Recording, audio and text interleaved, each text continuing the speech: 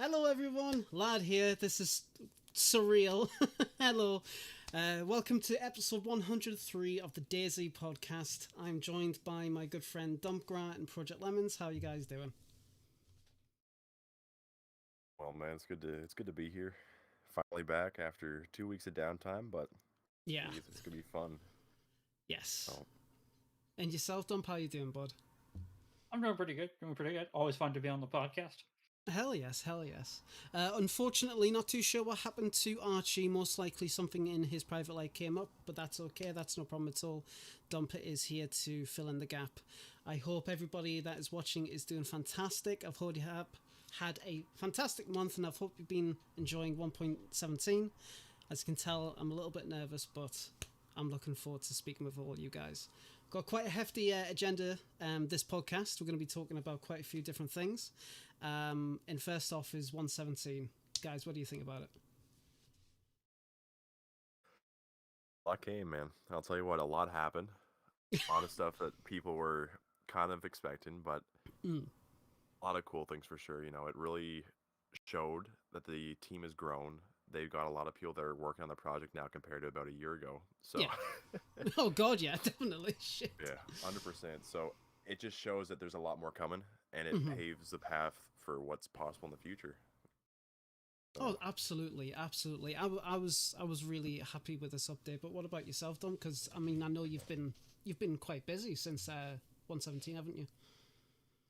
I'm really happy with this update, and I'll clearly state why. It was one of the best balanced updates between introducing more PvP content as well as more emphasis on survival and adding content into every other asset of the game. So I really like this update because not only do we get more different tripods, we got cooking damage, which that's another issue for a second. Yeah. But we also got all these other cool things, and then we also got like two new weapons and like light a broom on fire. Come on, how cool is that kind of stuff? I mean, to be fair, I mean, yeah, I was. We kind of knew from our speculation that the CR550 was going to come out, which is absolutely brilliant. Still wondering why they didn't include the 4 round mag. I know people in the podcast Discord were talking about that. So it was a bit weird, but it was a really, really nice addition. Absolutely love that thing. Checked out the new Niznoi. What do you guys think about that? I thought it was DLJ just amazing. Beautiful. Absolutely, I love Absolutely that amazing. fucking spot. I absolutely love it. When One I of the things first I saw really it, like, yeah, go ahead. I was gonna say, one of the things I really like about the new Niznoi change is that you almost don't even notice the change in elevation. It's almost like seamlessly made into it, which is really Yeah. nice because Niznoi used to have kind of a steeper incline off the coast itself, right? You would Mhm. go up a hill, go down a little bit, then go back up. But now it seems like you go up a hill and then like you gradually go up into the mountains, into that forested area above it now on the west. Mhm. And I just love that how like it's almost, if you never knew about it, you would not know Niznoi was any different than the previous patches. Mhm. Yeah, I can kind of agree with that. Yes, it's I mean the location itself is more one to one with its real life location, which it's just a really nice touch of detail. But what I really really liked is it's the railway part of the town. With the tunnels and well the bridges, I should say. It was just a really really really nice touch, and just with that short amount of time, it really does prove that they have the right people for the job doing what they need to do, and they know what they need to do. It just proves it, and it's really really nice to see. Yeah, I for sure. Did you guys manage to check out the new castle in on Livonia? Yeah, it's pretty cool. I like how they actually implemented a feature for it, so they have the helmet spawn at that location only. Mm-hmm. I thought that was a pretty cool idea. Um, I'd like to see if they do this in the future for more locations, so having like location specific items would be a pretty cool thing, and it would open the path for a lot more kind of like survival or role play type things, and with the lore of the game. Mm-hmm. So seeing what direction they go with that's going to be really cool. But both Niznoi and the new castle, just the atmosphere in them. That's the big thing I was always concentrating on because a lot of the older stuff that you see with like the original builds, Mhm. some of them look very flat or 2D in a sense, but when you see these newer builds, they kind of have like a depth and an atmosphere, and it feels very 3D, like it's popping out at you. That's one of the Yeah. first things that came to my mind when I was thinking Mhm. about that. Yeah, I mean, I remember Mark's and Archie and I and DLJ as well. We tried to get to tried to get to the new point of interest, the new castle, and eventually we did get there. And we did find the new helmet, which was it was actually quite a nice little item to find, and it's not a bad melee weapon from what I saw in Warbo's video. Um, just to quickly say, is the audio a little bit too quiet for everybody in chat? Just want to make sure. Let us know if it needs to be upped. There is no Twitch channel, Twitch stream for this time. There was some issues with multi-streaming, unfortunately, so we're only doing YouTube for this time. Okay, I will quickly up the Discord. There you go. Okay, that's let us know how it goes. Keep us updated, guys. Want to make sure I get this right for you. But yeah, so there was a bit of an issue with the multi-streaming, so only doing YouTube for now. I'll keep you guys updated in the podcast Discord when the multi-streaming will be back up properly. Sorry about that. But No, you're fine. but yeah, no, the point of interest was really, really cool, and what I really liked about it is that it was a good. I feel it was a really good location for expanding the lore that was set up by Scotty last year in the 114 update, because it's the same location as, or at least roughly the same location as the Yellow King section in that little teaser. So It's on the tour map. yeah, exactly, Yeah. exactly. I'll just up the I audio think a the little bit more. I think your stream's audio is low because I'm listening to it now. You're quite quiet. I'll just up. Okay. I think your stream's audio is low because Yeah. Sorry about that. You're quite quiet. Right. Okay. No problem at all. Yeah. Can you tell us my first time? But yeah. So 117. Let's see if I can get the patch notes for you guys. So if anybody for whatever reason doesn't know, then we can have a look there and see what is what. Yeah, amazingly enough, I was not able to visit the castle in Livonia myself. But one thing I love about what they did with making the helmet only spawn there is something that I've been a big proponent of in servers is giving server players a reason to travel the server. Putting everything in, simple locations gives them no reason to walk around, and I love that this update did that with Livonia Yeah. with that helmet. Well, that's it. It was. Give you a reason to go visit. There was definitely a lot more reasons to go in other places, and I was really, really happy with it. So the weapons that were added: CR550 Savannah rifle, the Longhorn pistol, the P1 pistol. That's not too bad. I quite like that gun, but it's no Red 9. The craftable spear, the bone and stone head variant. I know, Dump, you've been talking about your own little spin on that, so I'm excited to see how you go with that. The pitchfork, craftable bone knife, cleaver, meat tenderizer, kitchen timer, craftable fireplace stand. Brooms can be lit and used as a torch, which we've talked about before. Improvised cloves, improvised rope belt, improvised gas mask filter, which I was quite surprised when they teased that first off. But I was really happy when they added the gas mask filters can be refilled. I was really, really happy with that. The sensitivity settings, which I do want to talk about. I've been seeing a few things on the console side about some issues. So Project Lemons, if you're able to elaborate a little bit more on that. Yeah, it's been pretty bad. It was a lot worse when it first released. So what the issue was is when they first released the update, there was an issue. It must have been something with the settings, but when you would try to change the actual camera sensitivity, it wouldn't change and it would stay at one value. So if you had it all the way to the bottom or all the way to the top, it would still stay at the same sensitivity. The only way to fix that was if you plugged in a keyboard and mouse.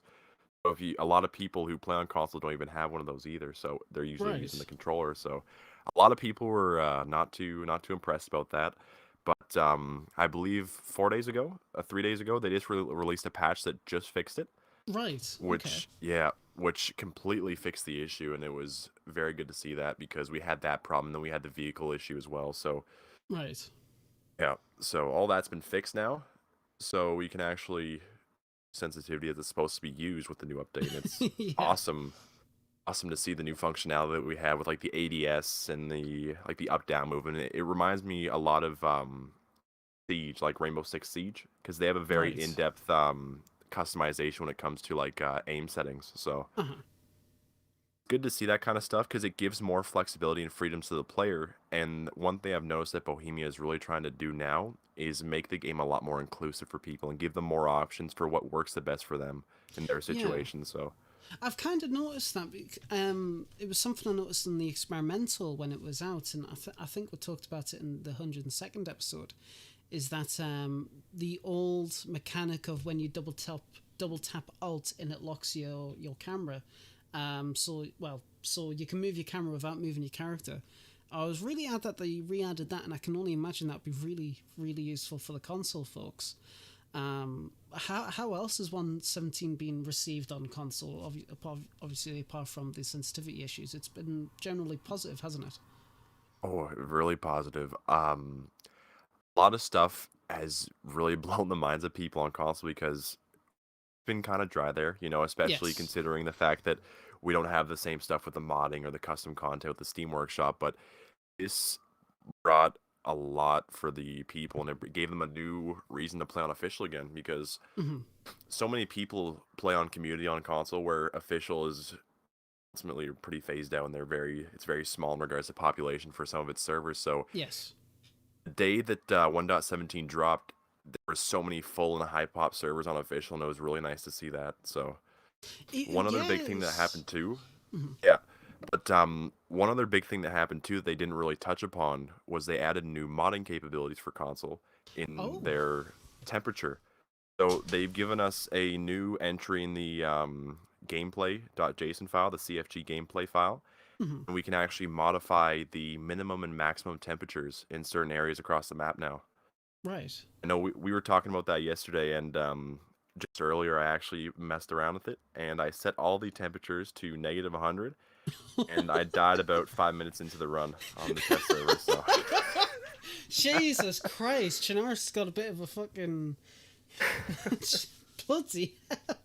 But yeah, no, but but it's that's really bloody cool. That's yeah, absolutely awesome. and like I was saying to you, it's showing that they're really trying to work hard to give us more flexibility of what we can mod for the game, and it's not going to ever be the true modding that you see on PC where people are Yeah, of adding in course, custom yeah. resources and assets and stuff, but it's giving us more freedom with how we want to tell our story, how we want to build our server for our players. So it's going to be nice to see that. I know a lot of people who have like milsim servers are going to Yeah. appreciate the fact that they can turn the heat up because a lot of the people wear like the patrol jackets and the patrol pants, and it doesn't really work too well for that kind of stuff. So Yes. No, well, that's it. That's fair enough. What on earth was that in the background? roommate, sorry. Ah, right. Okay. I was wondering there. I thought was that a secret alert boy he set up? What the hell was that? But no, but yeah. I mean, it's really cool that we're seeing stuff for the console side. I mean, obviously, the PC side also gets that, but it's really cool that the console folks they get more of these capabilities to mess around the servers to make it a little bit more unique, to be more accommodating for, especially the PvP servers, which. When I've done PvP and I don't wear like the right clothes and that it gets cold, and the aiming's just Yeah, all over the place. It's an absolute piss take. So it's really yeah, really cool that you're able to up that, and I can only assume that would be really, really helpful for stuff like Winter Chinaris, Cold Chinaris, and stuff like that. So that's really, really dope to hear.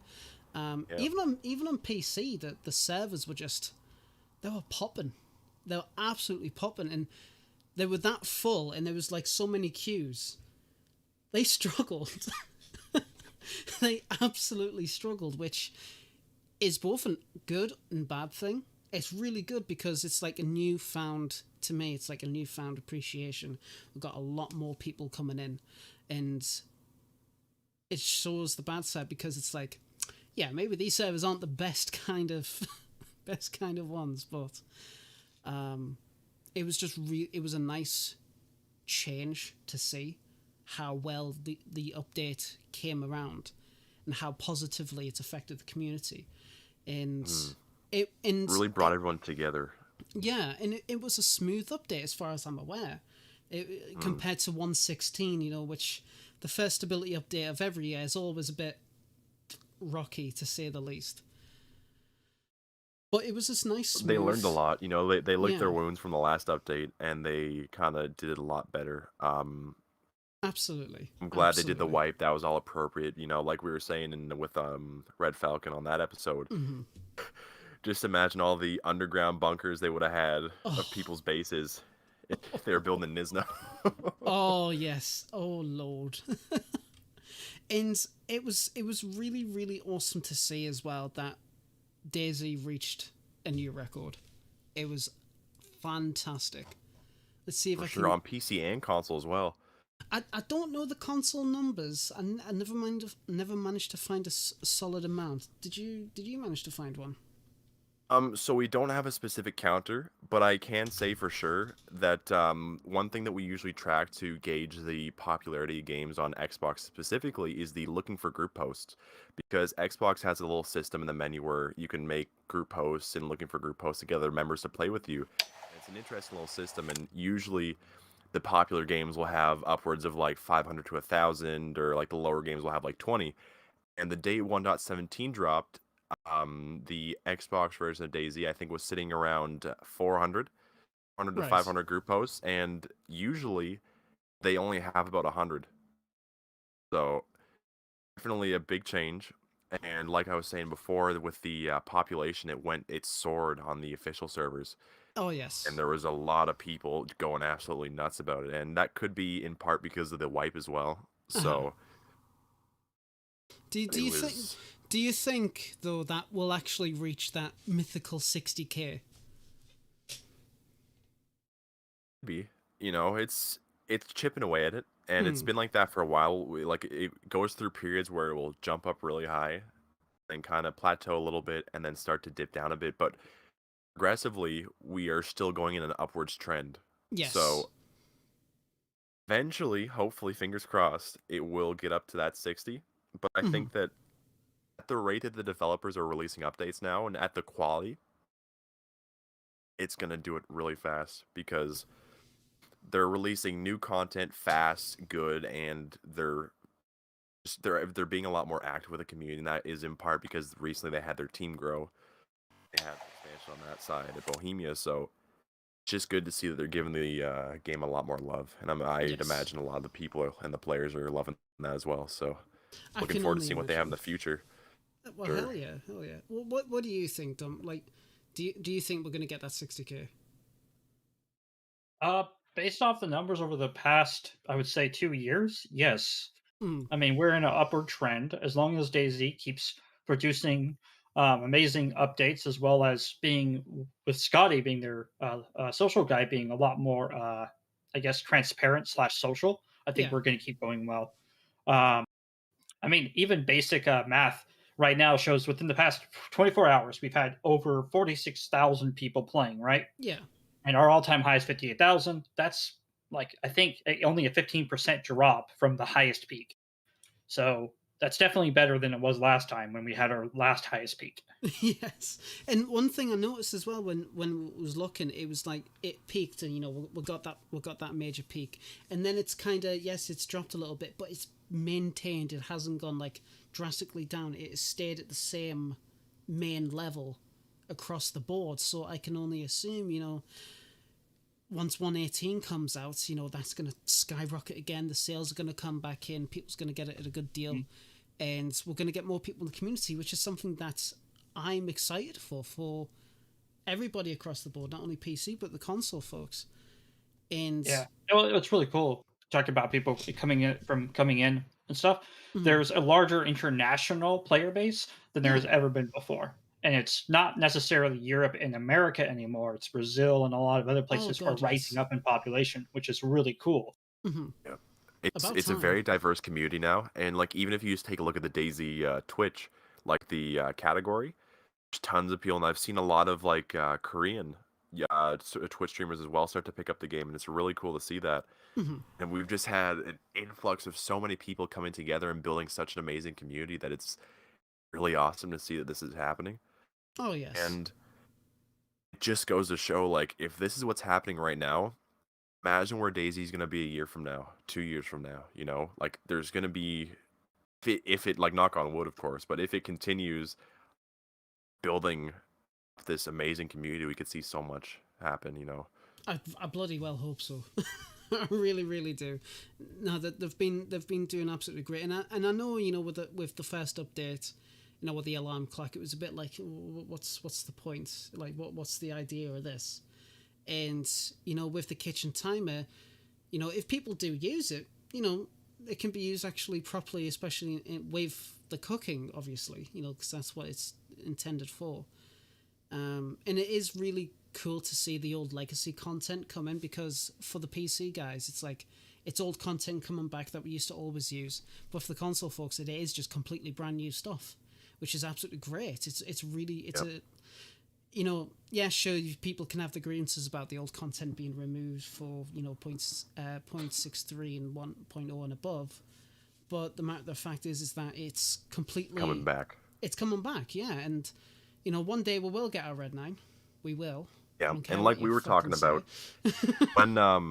when they did the engine change from utility to the Infusion hybrid, it broke a lot of the mechanics and the functionality of the game, and because DayZ wasn't always the big team it is now, yeah, only had a few people that could only spread themselves so thin. They had to prioritize certain things, and just unfortunately, a lot of the old vehicles or the items or stuff like that just couldn't be worked on or seen through. And that's why if you look at their old, like, 2016 Trello page, there's a lot of stuff just sitting in there building like dust. But because they just couldn't do it, if they were to concentrate on doing that stuff, it'd still be like backlogged by three or four updates, and yes. it might not even be playable right now, So they had to focus all their time, their resources, their developers on making the game at least functional after that engine change, because if they didn't, they wouldn't have a game to play on. So well, that's it. That's exactly right. And in Kobe as well, I do hope that we do see more legacy weapons come back. And yes, I know people are always going about the bows and that, but I do genuinely hope that they do come back. Especially for not only the console folks, but the modding side. It would be really, really cool to have access to those kind of animations and systems, so we can create our own stuff. I know, Dom, in the past you've made your own like improvised crossbow, I guess you could say, and having something like the crossbow animations and all that systems in. Oh, that'll be so nice to see. But what's promising too with that as well is, because they've promised this year that they're focusing more on civilian items, we've already seen with the Savannah rifle that it's not specifically just civilian like town items, but it's also civilian like hunting items. oh yes, So we could see a lot more hunting items, hunting weapons, especially considering last update before this we had like the tripwire traps and stuff like that, and there's like the hunting, the snare traps. So they're having a bigger emphasis on the survival and the hunting, because yeah, a lot of the time you're just scavenging for stuff. You're not really hunting. Like I don't usually find myself going into the forest trying to hunt. It really comes down to the player as well, because some people try to focus on that and make that their run in the game. Other yes. people are just kind of, they go through towns, they rob people, they mug people, they want that interaction. So it depends on what the player wants to do, and that's the beautiful thing about DayZ, because its whole purpose is for you to build your own story. So I'm looking forward to, as they saw on the roadmap, adding more environmental items that interact with the map. I'm looking forward to seeing what they're going to do with that, and it's just going to be fun to see all this new work being done. Oh, I mean, definitely. I do have high hopes. I mean, I'm always going to still be kind of like, not skeptical, but still kind of like reserved for the new content updates.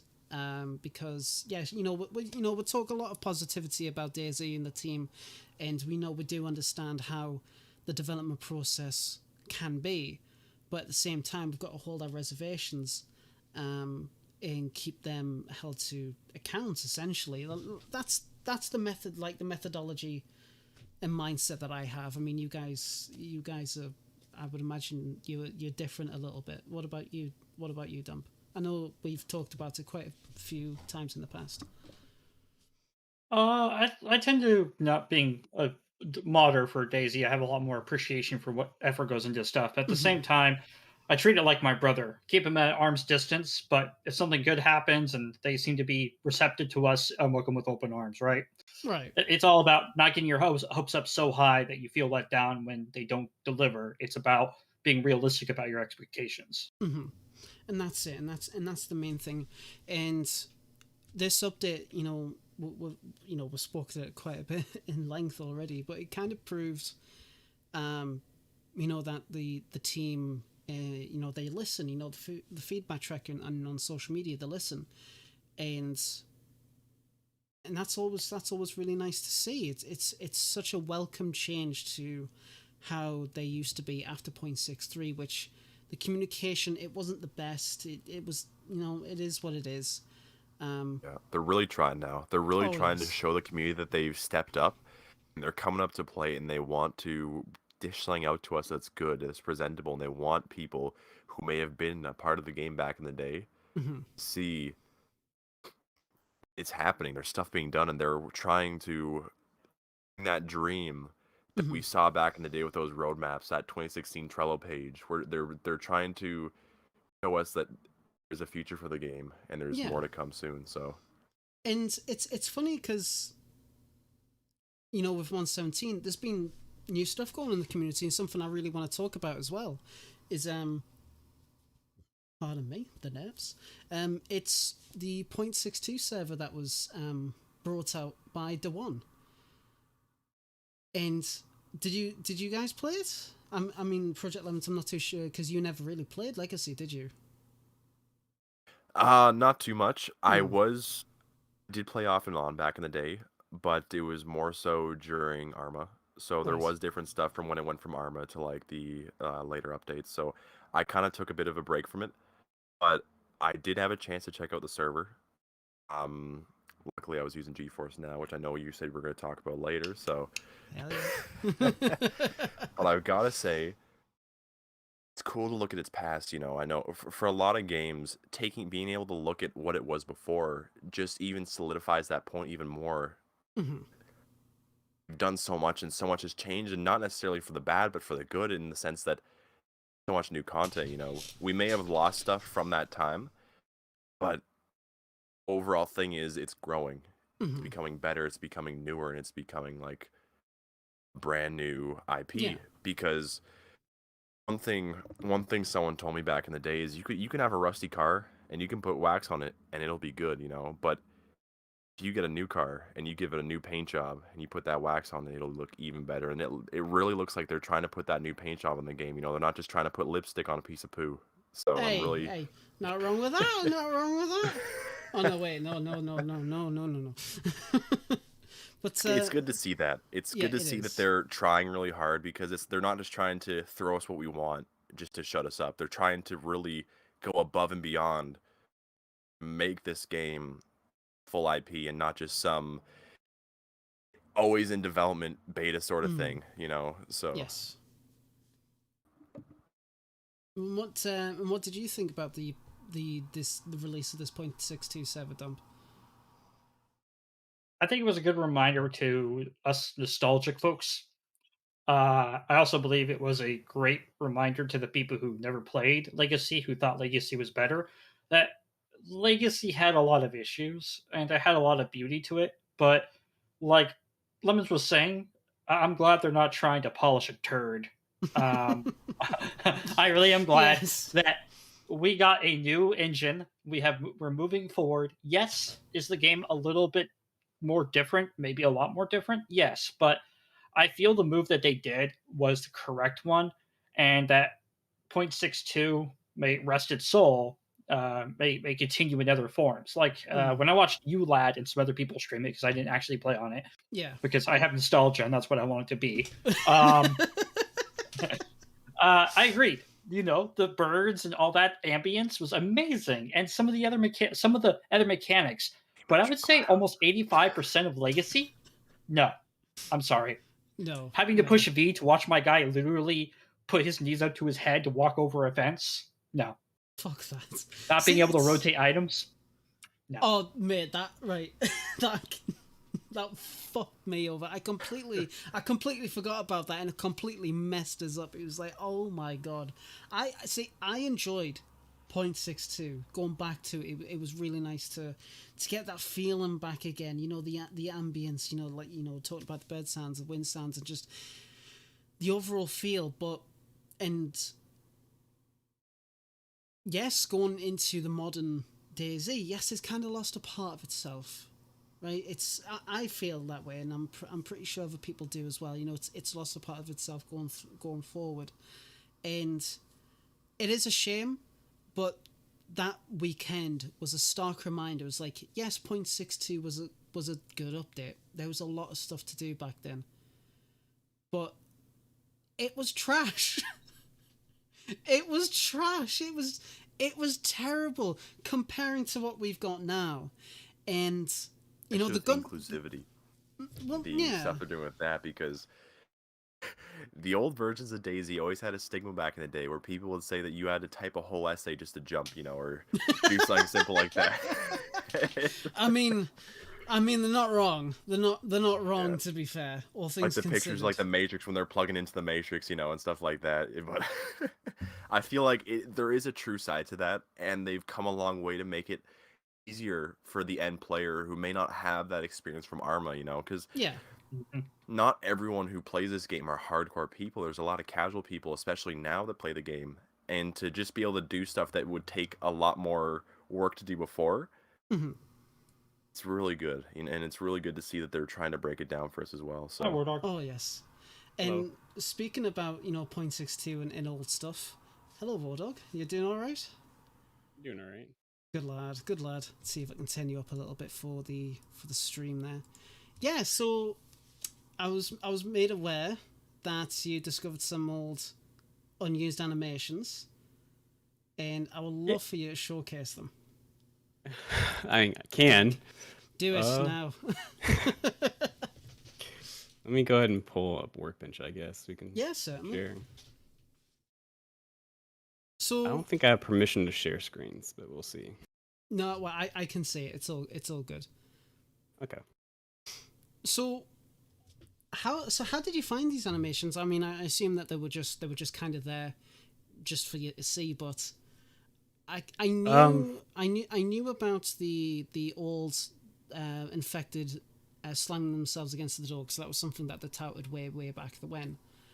But the inventory one you showed off, that was a genuine surprise to me. Well, I've kind of known about these for quite a while, and haven't really spoke about them. I did a concept back in 2019 with the inventory one, but Okay. it wasn't so great, Right. and kind of gave up on it after a while. I just Uh-huh. wasn't there in terms of skill at that point. I had a lot to learn, and I've learned a lot Oh, since yes. 2019. Like Mhm. it's been a ridiculous amount. I don't know. Most of the stuff was just me looking around in scripts. I found very interesting looking comment, and I took upon that to follow it down, and just kind of went Right. down a rabbit trail of, oh, there's all these animations just that are in game but never used. It's so strange. Like going through all that time and effort to make these animations and end up not including. Do you think they'll ever actually? Do you think they'll ever actually include them? Let's see where obviously Workbench is having an issue as per fucking Yeah, usual. always. See if it's an actual issue or not. Yes. These to are- jump in, like we were talking about, Lad. Mm. There's a lot that goes on at Bohemia. DayZ isn't just their only project, and they've, That's like true. we've seen before, we've got a ton of developers that are coming or going or are being shifted, between different projects. So the old team back in the day, there are so many people who have either left the studio or have shifted to different positions, and they like gone up the food chain. So they had to abandon some of the work that they put into the game, Mhm. and for some of it at least, there could be these gems that are just hiding out that the new team that are working on it just may not be aware of. Oh yeah. Especially with this inventory animation, because even you like didn't even know this was a thing, and it's just goes to show that if we get community attention for it, it could shine a light on it so they could see, oh wow, this is a thing that we have. What? And it could give them that incentive to maybe pursue something with it, even if it's not actually adding that in. Mhm. Maybe working on something similar, creating their own assets that are like that, or new revitalized ones. Right. It would be really, really nice to see if we can get these kind of animations like into vanilla. But I'm not too, at the same time, I'm not too sure. But I think it'll be really, really cool. Is this it? Yeah. So we're sitting in here. So I'll try to explain how this stuff was found. Okay, no, go for it. We can go through some scripts to figure it out. Mhm. There's also some animation stuff we can go down to, Yes. and names. Yeah, because doesn't hold. I've dabbled in a little bit of animations, but nothing to like the extent of what you found here. More so like doing stuff with like weapons and guns and stuff, which is pretty basic, all things considered for modding. So I was very, I guess you could say, excited to see something like this come around. And I wonder if there's anything more that they've decided to hide away, like the naughty boys. I've actually brought this up to let's see if we can find this here. There it is. I've brought this up to CZN, and I asked them if I was to finish something like this, could I present it to BI just to add into vanilla? Because I feel like it's a very massive, game-changing mechanic that would, of course, change interactions as a whole and yes, just completely change it entirely. And he told me it wasn't up to him to decide. And then he, of course, mentioned Sumrak. So right, of course, yeah.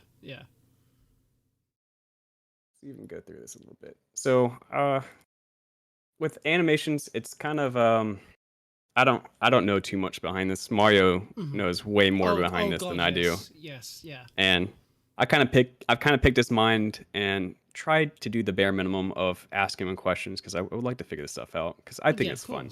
Yeah. But he gave me some tips and pointers on how to do things inside Workbench, and I went ahead and found this animation in game. It's under a player actions animation graph. Right. So this gives us information about the type of animation that we're looking for. So this one would be search, inventory, erect. And it's got an action ID of 21. So we can take that and put it into the game. And of course, stance would be 0, which would be erect. Yes. I've already got a player sitting here, ready to do whatever we want with it.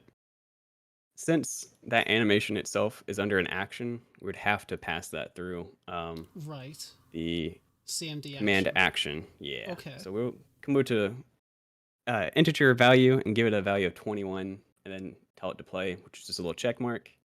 It goes through this little animation of searching. It took me a minute to really decide that if this is going to work or not, because I didn't know at the time that it was going to be like a full additive. So anything that if you're holding a weapon, that is an additive type animation.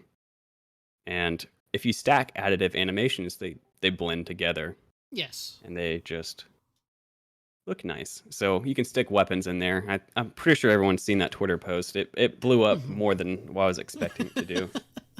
Yeah, I mean, I saw it on Twitter, and I think I saw it might have been in the DayZ Modders Discord. I'm not too sure, but it was really cool to see something like this can be found, and even better that it can be implemented. But if it's implemented, won't that cause? Oh, hello, Dab. Won't that cause any further issues with other mods that may have animations included? Because I know there's a bit of a limitation, isn't there, right now? There is a limitation, but to a certain extent. Since this is already implemented into the player animation graph, I'm not modding anything in terms of animations itself. I'm just taking what's already given with us inside game, and I'm kind of just implementing it behind the game. So any other mods that add animations in that don't directly modify the player stuff, then yes, it'll work just fine. Hmm. If people add in animations for like chickens, turkeys, or whatever Yes. they're happy with, they can do that as their own, as in adding in new types of stuff. I'm Right. not the best not the best person to ask this type of question, No, of but I course, know of to a course. certain No. extent that this isn't going to mess with any other mods. I'm Right. just taking an action that already exists inside game and then And just giving it scripted logic. essentially switching it on, in, Yeah. in layman's terms. That's pretty fucking cool. Not gonna As lie. simple as it sounds, it's not as simple. No, no, Especially it the route never I is. wanted to go down. You can Yes. take a very simple route to it, but this is what I did in 2019, and it just didn't Mhm. work too well. So Right. it caused a lot of desync. But the route I've taken now and where it sits today, it's a lot better. It's not Mhm. complete, and I've already messed a few things up within this last update for the experimental stuff. So I'm not going to showcase it, but No, of course. I've already no. showcased it in game on Twitter. If you want to check it out there. Yes, But certainly. same thing for the zombie animations, though. Those also are already in game. So I don't have to change anything again to add this stuff, but it's a lot more work for me to do than anything else.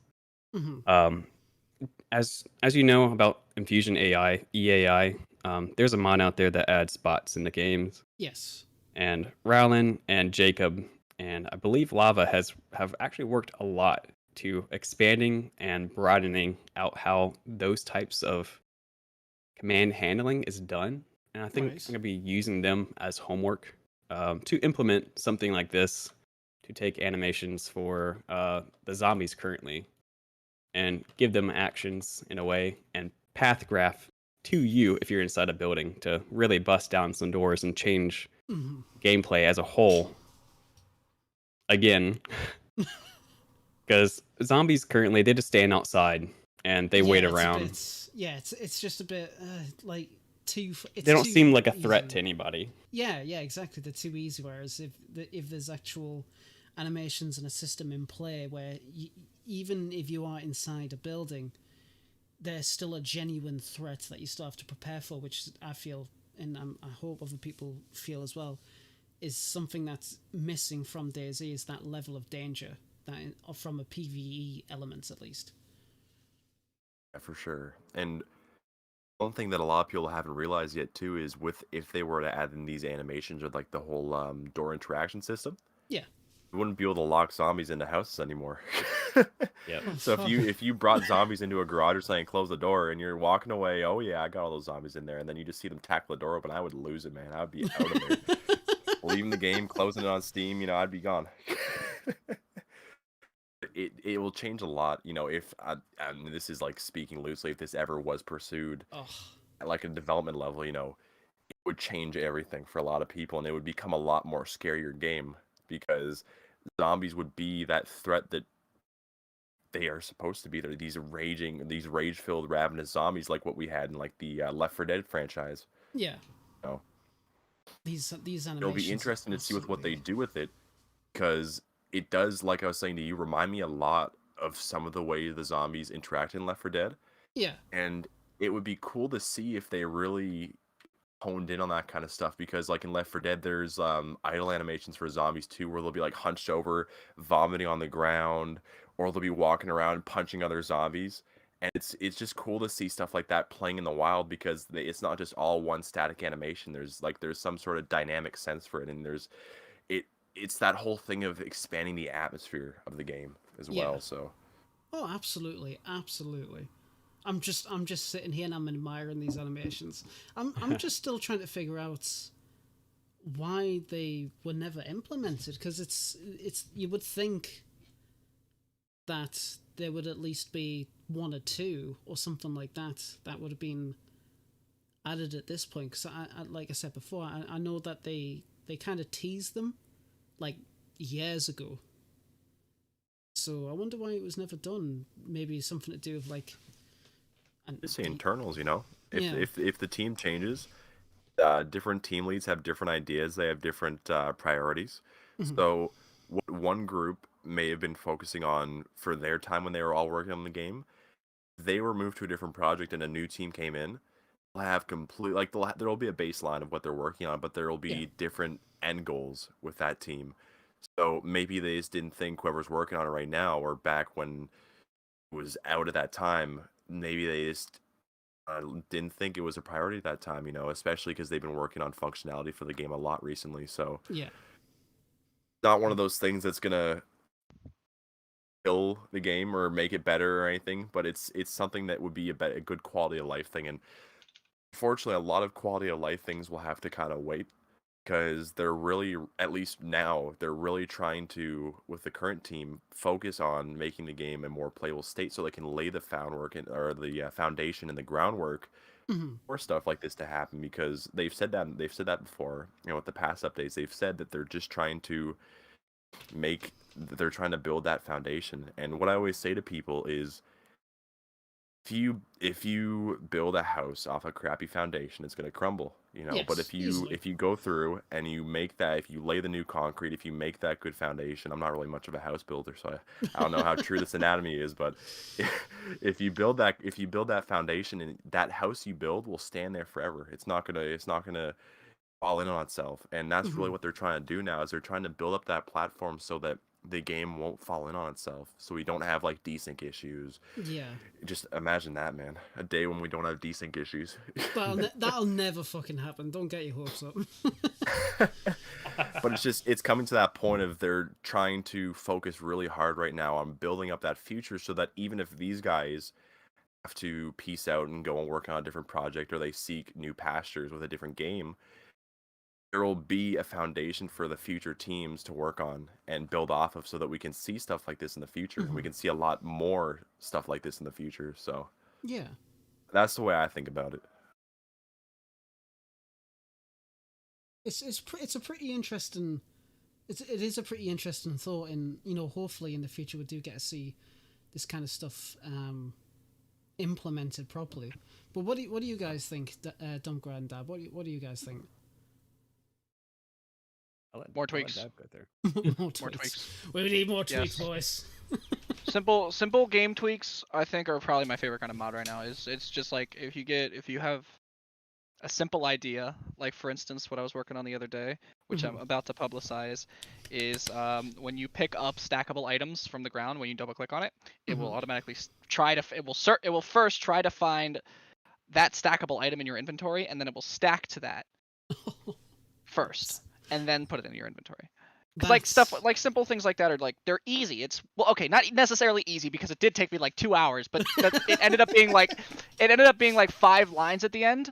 Yes. And it could be like copy pasted into every server, like very, very easily. See that it's oh, I remember that fucking animation. See, it's stuff like that which is like it's the little quality of life adjustments that DayZ kind of needs. It's like, yeah, sure, these big content updates, new weapons, new locations, and they're absolutely great and they're wonderful to see. But to have the little things come in to make the playable experience more better for all sides, it's something that I think needs to get a little bit more focus on. Like you said, it's 5 lines, so it's like, I wonder why it's never been particularly done before. It's incredibly strange, but it's still awesome to see that stuff like that is getting, even on the community side, it's getting made. But Dump, what do you think? You've been a bit quiet, me lad. I've just been listening and absorbing what he's been doing. Yeah. But what's cool about this is, I'm pretty sure you noticed, lad, and so is Incremental Dab, because you guys are fellow modders, is these animations are pretty polished. He was making them move, and they were still doing the animations. It wasn't like a standing animation only, or possible slight crouching animation. Like, they had full movement to them and everything, like running into the door, all that kind of stuff. And that's what's impressing me, is that these are actually fully finished animations.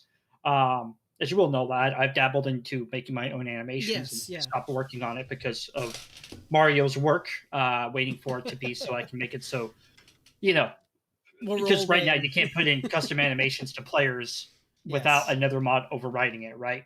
Yeah. So I was just waiting for that. But like, this is really cool. This is a lot of work. I didn't even know Master Control existed. So it's really cool to see this stuff. It's where everything runs through is through the master control. This is where all the, I guess, the sub-state systems go through. You have your vehicle and animations and your regular action, swimming. Everything goes through this, and then there you have your sub graphs for everything else, Yeah. which fall within inside the master control. It's just easier for me to use the master control because it doesn't create wonky animations. That's Oh, it. yeah. And I'd imagine it's more well, is it more easier to understand as well? For me, this isn't really something I use other than Yeah, something yeah. just the view. Because Right. in game, the stuff is already there. It's just understanding what type of action it is, what kind of animation it is, and how to use it. That's just really about it for me. I don't use this stuff. This is beyond me Right. and ever wanting to get into. All this stuff was mode capped, though. All this stuff was mode capped in the very beginning, whenever they started working on a DayZ as a standalone. So that's why all that stuff's here. They decided that they're gonna go through, do all their animations for, well, all their mocap data way ahead of time, no matter if it was planned to go in or actually supposed to make it in or not. Yeah, And I'm very grateful for them leaving it in. Oh, It allows us to definitely, go through yeah. and use it. Well, that's it. Yeah, I mean, even if there's stuff, because even in game development, there's always going to be content that'll be made and polished up, but it'll never be implemented. So it's good that we have the tools to be able to implement these ourselves, and maybe if these kind of little features get, maybe they get some popularity, get some attention, maybe it'll make BI be like, okay, maybe we could actually do this for vanilla, which I think will be a nice little touch to have. Especially with how much more supportive they're being with their feedback tracker. With it, although it's not adding in new features per se, listening a lot more to a lot of people, regardless of what platform they're on, like console and PC, regarding having stuff fixed. With their recent stuff, whenever they post a patch, they'll actually link to the person in Yeah. particular who made the thread. So they're really trying to work hard to acknowledge the community and acknowledge the stuff that's been happening, and they're trying really hard to make that transparency come through.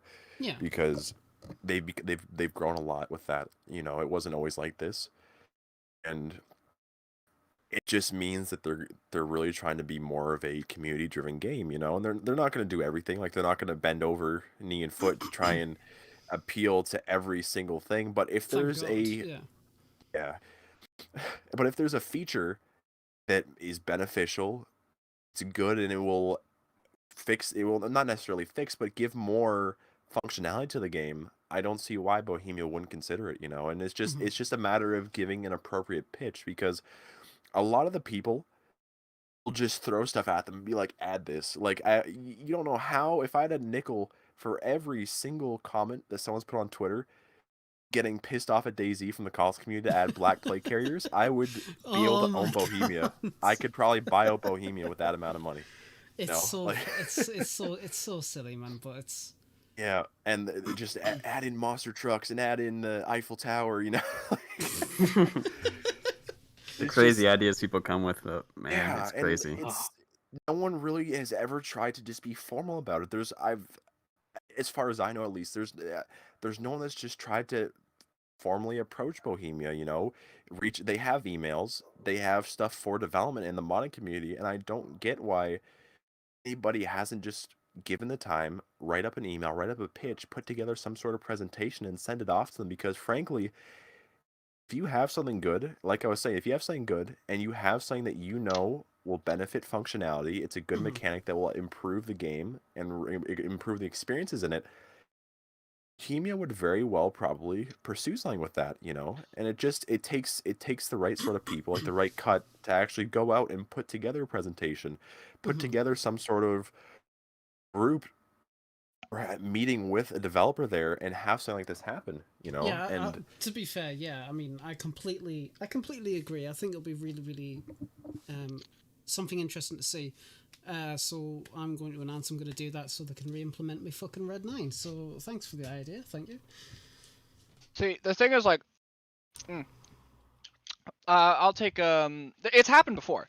To answer bluntly, like the inventory move sounds like I've been Yes. approached by Adam about him wanting to put this in vanilla and things like this in vanilla. Oh. And it's not necessarily like a case of they they just don't feel like doing it. Sorry, I'm finding a fork to eat my milkshake with because I don't have a spoon. It's frozen.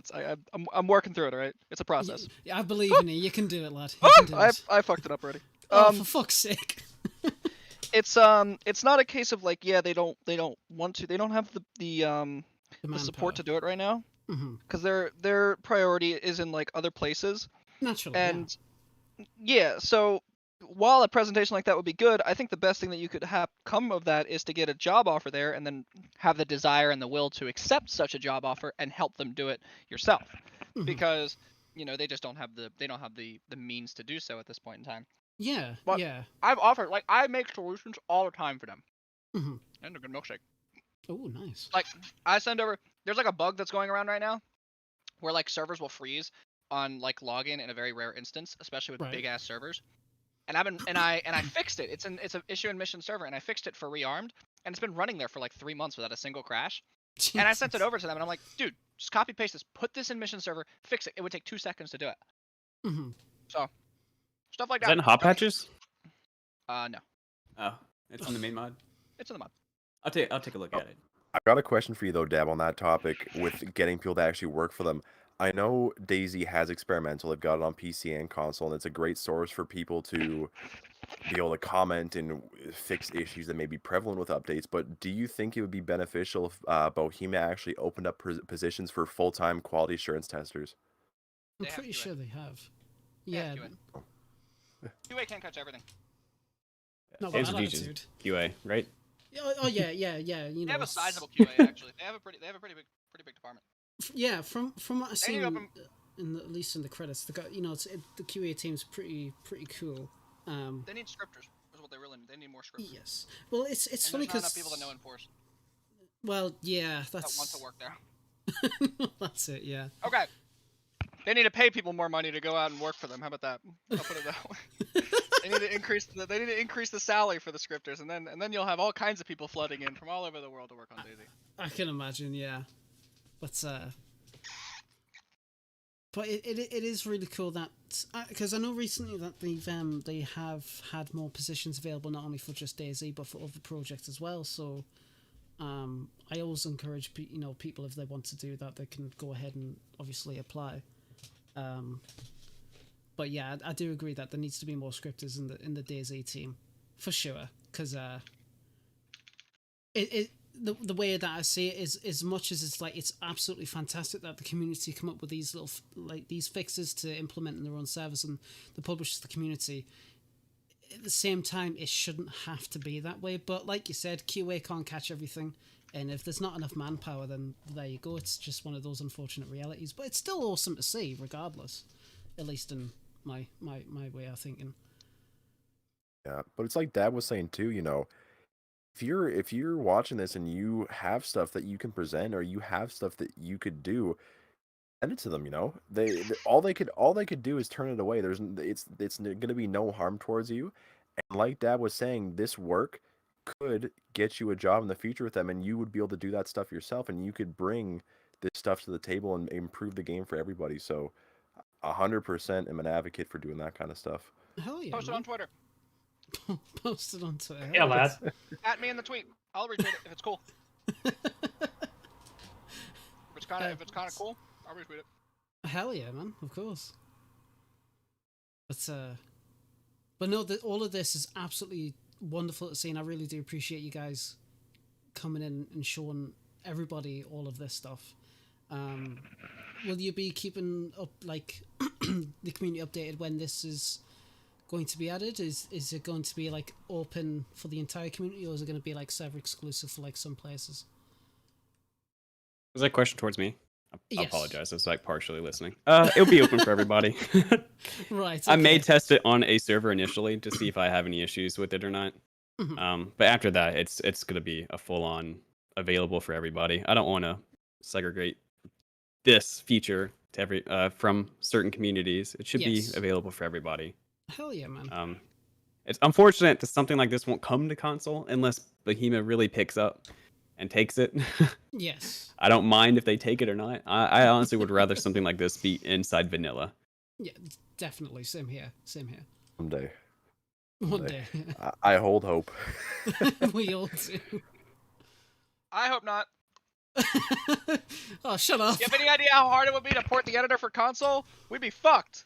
Oh, God, Console Jesus. modding would kill me. Well, on that topic though, with the new Infusion engine, they did say it would be very streamlined to make stuff for both console and PC platforms. So It currently already is, but the issue is design. I It's would- just straight up just yeah, design on our part. design and controls would be a big thing. Yeah. Because there's Yeah. not enough There's buttons on functionality a too, you controller. know? Like I was saying earlier, you can't type a whole essay with a controller to do different functions and stuff. You know. Oh no, you Yeah, ever only- seen you're that limited to Xbox so many controller with the buttons. little keypad on it? I don't I know. have shit, one of those, yeah. man. Have you ever heard of this Used thing to have called one. Morse code? They send entire essays with a button. Oh, He's not wrong. No, that's it, yeah. Oh, just imagine playing DayZ with a fucking Morse code. Fuck me. What I see One with of the those whole old-school, DayZ Pong editor on joysticks. console, the whole thing I see with DayZ on editor on console is that literally you boot up the console editor and you'd be all like, "Please plug in keyboard and mouse." Oh yeah, Yeah. He's that's pretty much what it's gonna be. hell yes. Hell And the big yes. issue too, even if they added modding to console, 90% of the people who run servers or make stuff for console edition don't have a PC, or else they'd be playing PC. Like, Or there's actually a surprising amount of console owners that straight up like, I've seen a lot of people in the editor Discord say they bought a PC just to buy DayZ just to use the editor for their console server. I'm not we kidding. gotta- These people will sing $600. Mind you, I get none of this. I'm poor as fuck. gotta These think of it- people you will gotta think spend of it this way, too, though. $600 to use the editor, and I'm like, bro, come on. no, but think of it this way though. Some of those servers are huge monopolies. Like there are some servers that I crap you not will get over $5,000 a month just by doing like spawning in NPCs for people with guns on them. Bruh. And for like this is such a normal thing on PC, but on console, I don't remember when it was, but there was actually a server that would sell cars to people. So they would, for about $20 Canadian, they would spawn in a vehicle for you. They were making hundreds of dollars off that, and that completely goes against Bohemia's I was just monetization about to say, guide. that's fucking naughty. But everyone just does it. Like it's just a thing, and I wish in a way that they would kind of drop the hammer on that for the console community, because like I've discussed in the past, there's a big underground circle when it comes to server owners and monopolizing it and making all this stuff, because a lot of servers, right, like in their current state, you Yeah. can go onto them and you can buy, you can actually pay them to build a location for you, an editor. So if you go to like a certain airfield and you want a giant castle, you will send them money and they'll put that castle there, regardless of what the rest of the players want. If they don't think that's a good thing, it doesn't matter. But if you give them $20, they'll build you an Eiffel Tower there just because you requested it. I want to see an Eiffel Tower. Sounds kind of cool. Same here. I want that now. You want to make an Fucking- Eiffel Tower out of wooden logs? Go for it, dude. Oh, Jesus Christ. Make a that'll fucking be- time lapse. I should It- add some type of time lapse function to the editor. I know I'm gonna eat my words for saying that, but something like that was something I did want to add at the beginning, because you could set up a camera and then you have to track every placement, Yeah. The key points. but it would be kind of cool. Yeah. I think that'd be a really cool feature to have. I mean, it wouldn't be very hard to just. Oh, I just poked a hole in my styrofoam. Now I'm gonna Oh, eat shit. styrofoam. Oh hell yeah. The most Save the turtles. tastiest Come on, of man. foods. Eat that Extra styrofoam. suck. Yeah, I'm gonna throw this Fuck away the now. I want turtles. cancer. Dad, while Anyway. you're here, one thing that was always on my mind is when editor like the functionality for the object spawner came out to console, you got such an overwhelming appeal from console moving over to it. What was your initial thoughts on that? What were your opinions when that happened? I mean, it still kind of remains the same, because I haven't really been active on the project recently. I've been really struggling to get motivation to work on it. Makes sense, yeah. But it was pretty cool to kind of see that, and I just kind of did the same thing I always do, where I was just like, okay, well, how can we add this and how can we make it better, and what can Yeah. everybody do to work on it. I talked to BI as well about adding more objects to the game, so hopefully they'll do that too. But like, so Oh, because we have please. builder items as a mod, Don't though. and they don't. Wrong console. I swear to God, the amount of questions that we get about how do I get builder items on console? How do I do builder items on console? It's like, Yeah. I'm so sorry. To I tell you was this. just talking to Lad about this. I was working on like a small little port of the little portion of Esker for console, and I was working on the bridge because Half Goblin had done something similar a while ago, and he had used the it was one of like the Cements expedition bridges or something like that. And I was just looking at it, I was like, I want to do something that looks more like the Esker because they don't have steel industrial bridges connecting through the city. They have these like they look like pioneer bridges, like built from wood and stuff. So what I ended Yeah. up doing is because the water I was working with, because I built this over at the deep lake over near Tizzy, Right. I use the roofs of the deer hunting stands, and they actually, when you put them down in the water, because it is opaque, you don't see the rest of the hunting, like the actual hunting stand. It just looks like built platforms that have stakes going into the ground, and it's the coolest thing. And that's the only reason why I'm happy we don't have builder items, because for some people that are really trying to work hard, it encourages them to think outside the box, and it encourages them to make cool stuff like what we're trying to do right now. So Yeah. a lot I of should do unorthodox challenge thinking. builds. I should do challenge builds. You Like should. competition. You should. That'd be really cool. Let people compete and make the coolest build, and then just judge whatever was the coolest based on like Just what tools you had. just don't let Dancer Jesus partake. He'll win instantly. I don't know, man. He's been lacking. He hasn't posted anything recently. I don't know, man. Ever since he got that job over there, he's just been too good for us. Oh, So- yeah, of course, yeah. But you know, it happens. It I always think you should do happens. stuff for the console community, though. I tell you what, if you put up events, they would come in the ends, man. Like there would be so many people that would be down for something like that, and there's just no one's tried it yet. It's What the fuck is going on in the background of your? I was just about to say, what is... You live like right next to like a park or something like that. You got a window open. Yeah, I'm gonna close that, but to conclude the to conclude the TED Talk, It's a con- you should do stuff like that for console, because it would be cool to have events like that, because we don't really have a Happy Bombs type person in the console community that's organizing events, organizing stuff for people to do. And but because I'd imagine if someone tried that, if someone organized something like that, I believe that it could do a lot for the community. Mhm. Absolutely. Something I Go just need close time that for. bloody window. Hold on. Well, Speaking of time, I gotta jump out of here because I got some stuff I gotta do. Finals are coming up next See week. that. I'm almost Well- out of here, so I'll. Oh, I'll yeah, talk to you real fingers quick, crossed for you, bud. Fingers crossed for you. You Yeah. look after your thoughts. What's up? Scale Spear wants to know if you're ever going to make a way to export objects.txt formats in the editor Is it not already done? Which object? Yeah, which format is this specifically? for Dr. Jones's Trader, the object.txt format. Oh.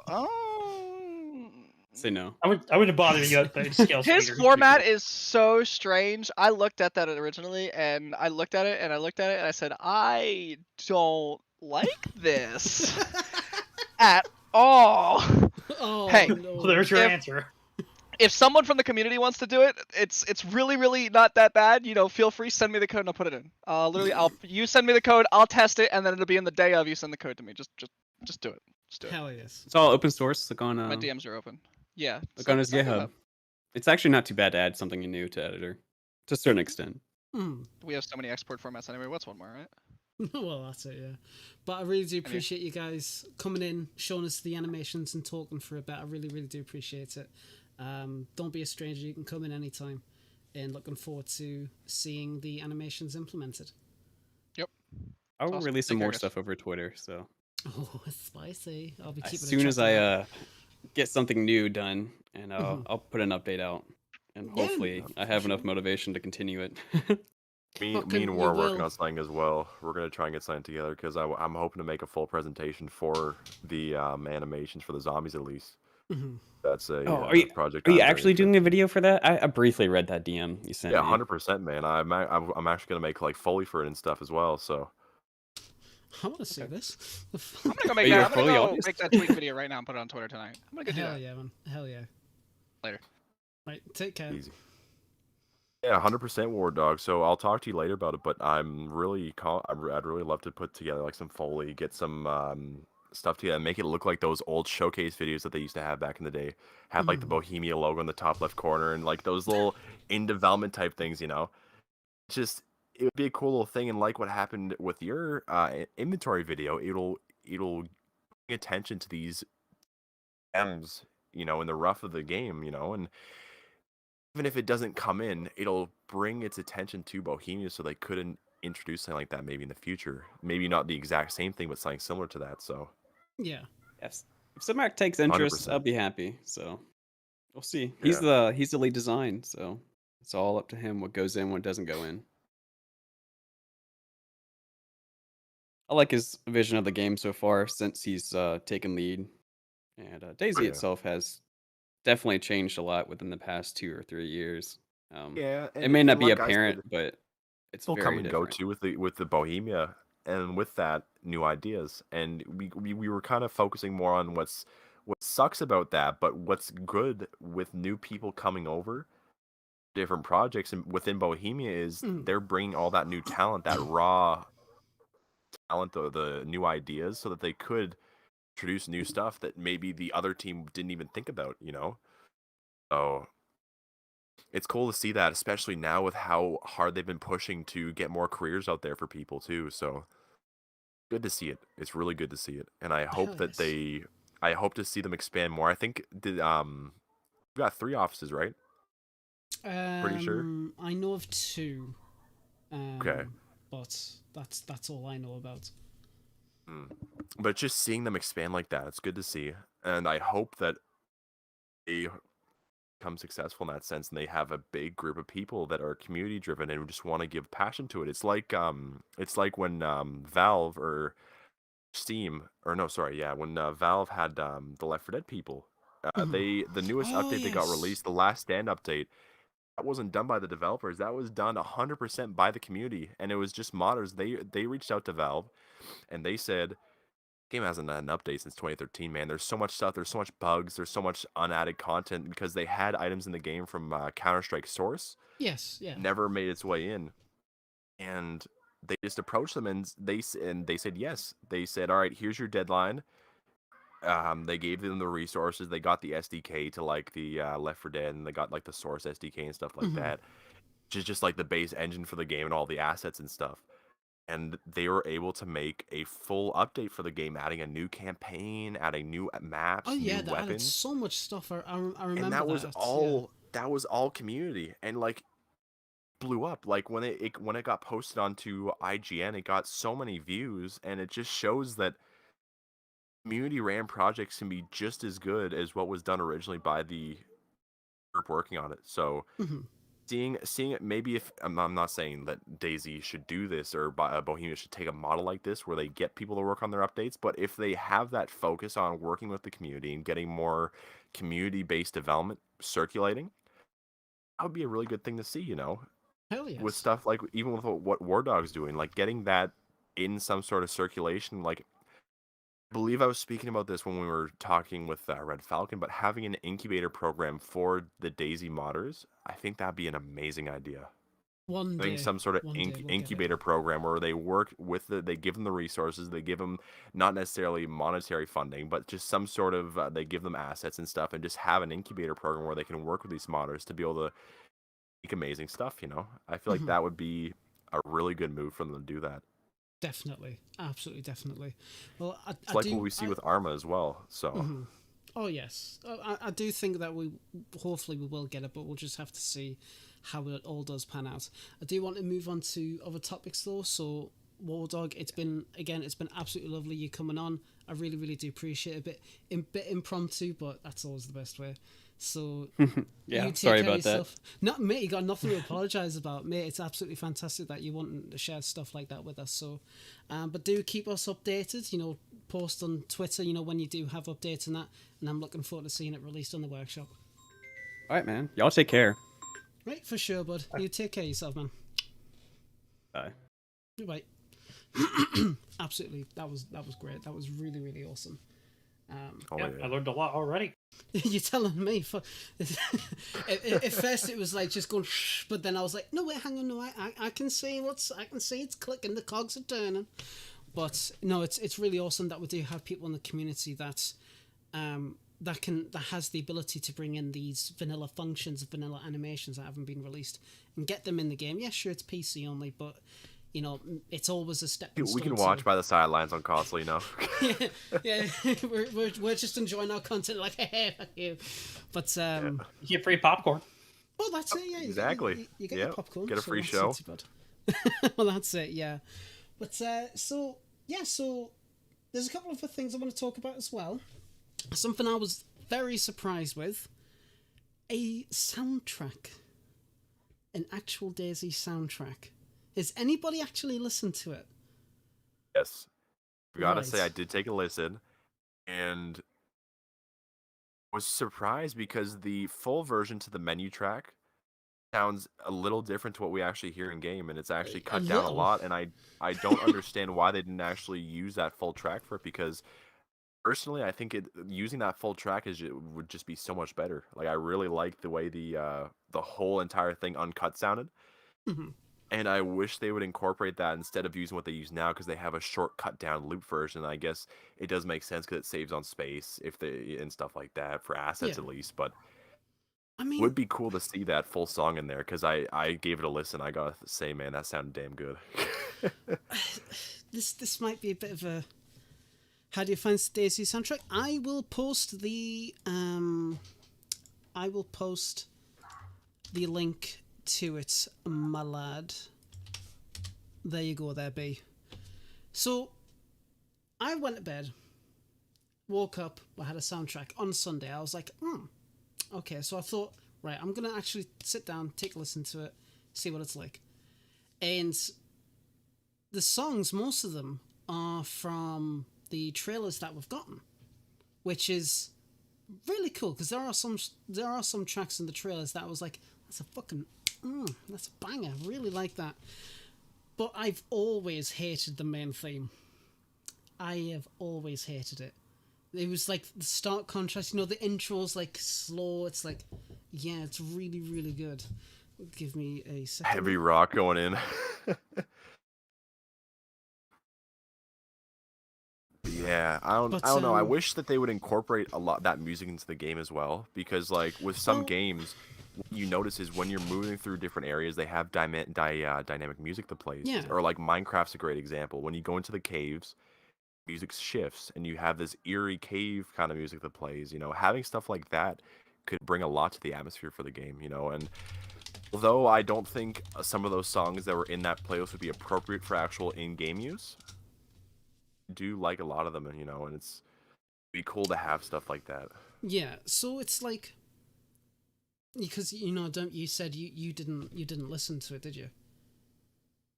No, I did not. How come? Was it just something that didn't interest you, or just haven't had the time? I hear the music in game and I enjoy it, but I'll be honest, 99% of the time I don't play with music. I want to hear that footstep. That's yeah, no, that's completely understandable. Yeah, I mean, I do think that it would be really, really awesome if DayZ does implement a kind of soundtrack in game. You know, you can always just turn the music levels off. To be fair, I do in the main menu. I don't have it on. like I said, I don't like the main menu song. I do think that there could be a better one, but if they do implement a really cool like soundtrack, I wouldn't necessarily say the one that they posted on YouTube, although there are a couple of tracks in there, like Gorka, that's one of the tracks. Yeah, but having like ambient music that plays, or like like, ambient music type would be stuff. good. I know, Like, or like when if zombies get aggroed onto you, like there's a pitch shift and like the music starts to speed up a bit, you know, to get your heart racing, and to I really wouldn't want that.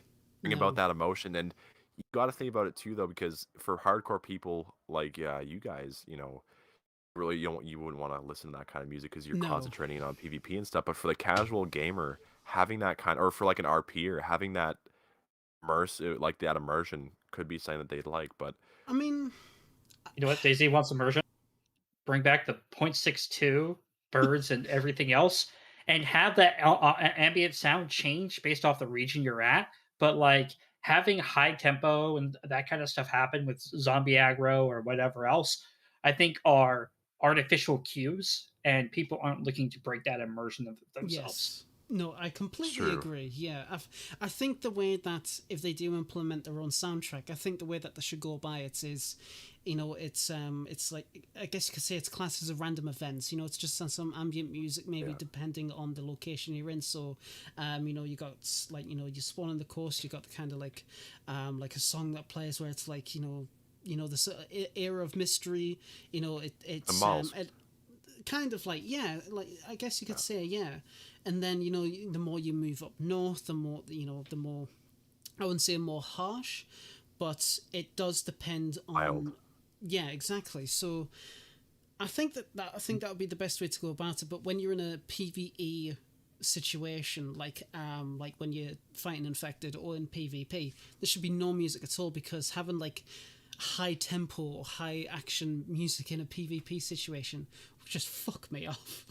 it would, it I would mean, just, my heart already wants to explode in PvP, so don't yeah, I give me a hard don't tempo. exactly. But I, for what it's worth though, with what they did upload on that day, I enjoyed most of it. I really, really did. Yeah. I wasn't a fan of their mix of the main menu theme, but like I said, I don't like that to start with. But the rest of the tracks, it was really, really nice to listen to, and I've actually listened to it once or twice at work when I've been alone in the office. Yeah, and But some of the Nice, songs nice. are honestly things that you can listen to and think that it sounds like DayZ. Like I know stuff can never really sound like something like an actual entity, but I do think in some sense that some of those songs capture the emotion, the essence that DayZ has, like that abandoned post-apocalyptic type feel. Like I feel that emptiness. When listening to some of those songs, it listening to those songs while I'm playing the game really brings out some of those emotions when you're playing. yeah, oh, So I'm definitely. I gonna ask mean, you guys a question about the soundtrack because I didn't listen to it yet. mhm. So what you're saying is I should switch out my classical music I play when I'm modding to that. No, God, no. Keep your classic. You're fine. Listen to your Beethoven, Mozart, and and all them guys. They're chill. They're all right. But listen to, no, I wouldn't. But not to say that the soundtrack's bad for modding, but classical just really gets you in the zone. Whereas listening to Daisy's soundtrack kind of makes me like, Some pep in your step. yes, yes. I do hope that they add more tracks to it though. I think that would be a really, really nice thing. And they also added, which is something I did not realize until I went on their channel, is a Vigor soundtrack, which I did not listen to because Vigor is not a game that I played. But it's really interesting to see that Bohemia is now starting to upload soundtracks of their games, and I'm gonna laugh One if thing they end up. to kind of interject with that real quick though, but one thing that is interesting about that is that Vigor and one of their other games, I think it was Yolans. I probably Mhm. butchered the name of how the game is pronounced, but they both had their soundtracks uploaded to Spotify about a year or two Oh, before DayZ even got one. well, there you I go. think I think the Vigor one was actually put out in 2020 or 2021.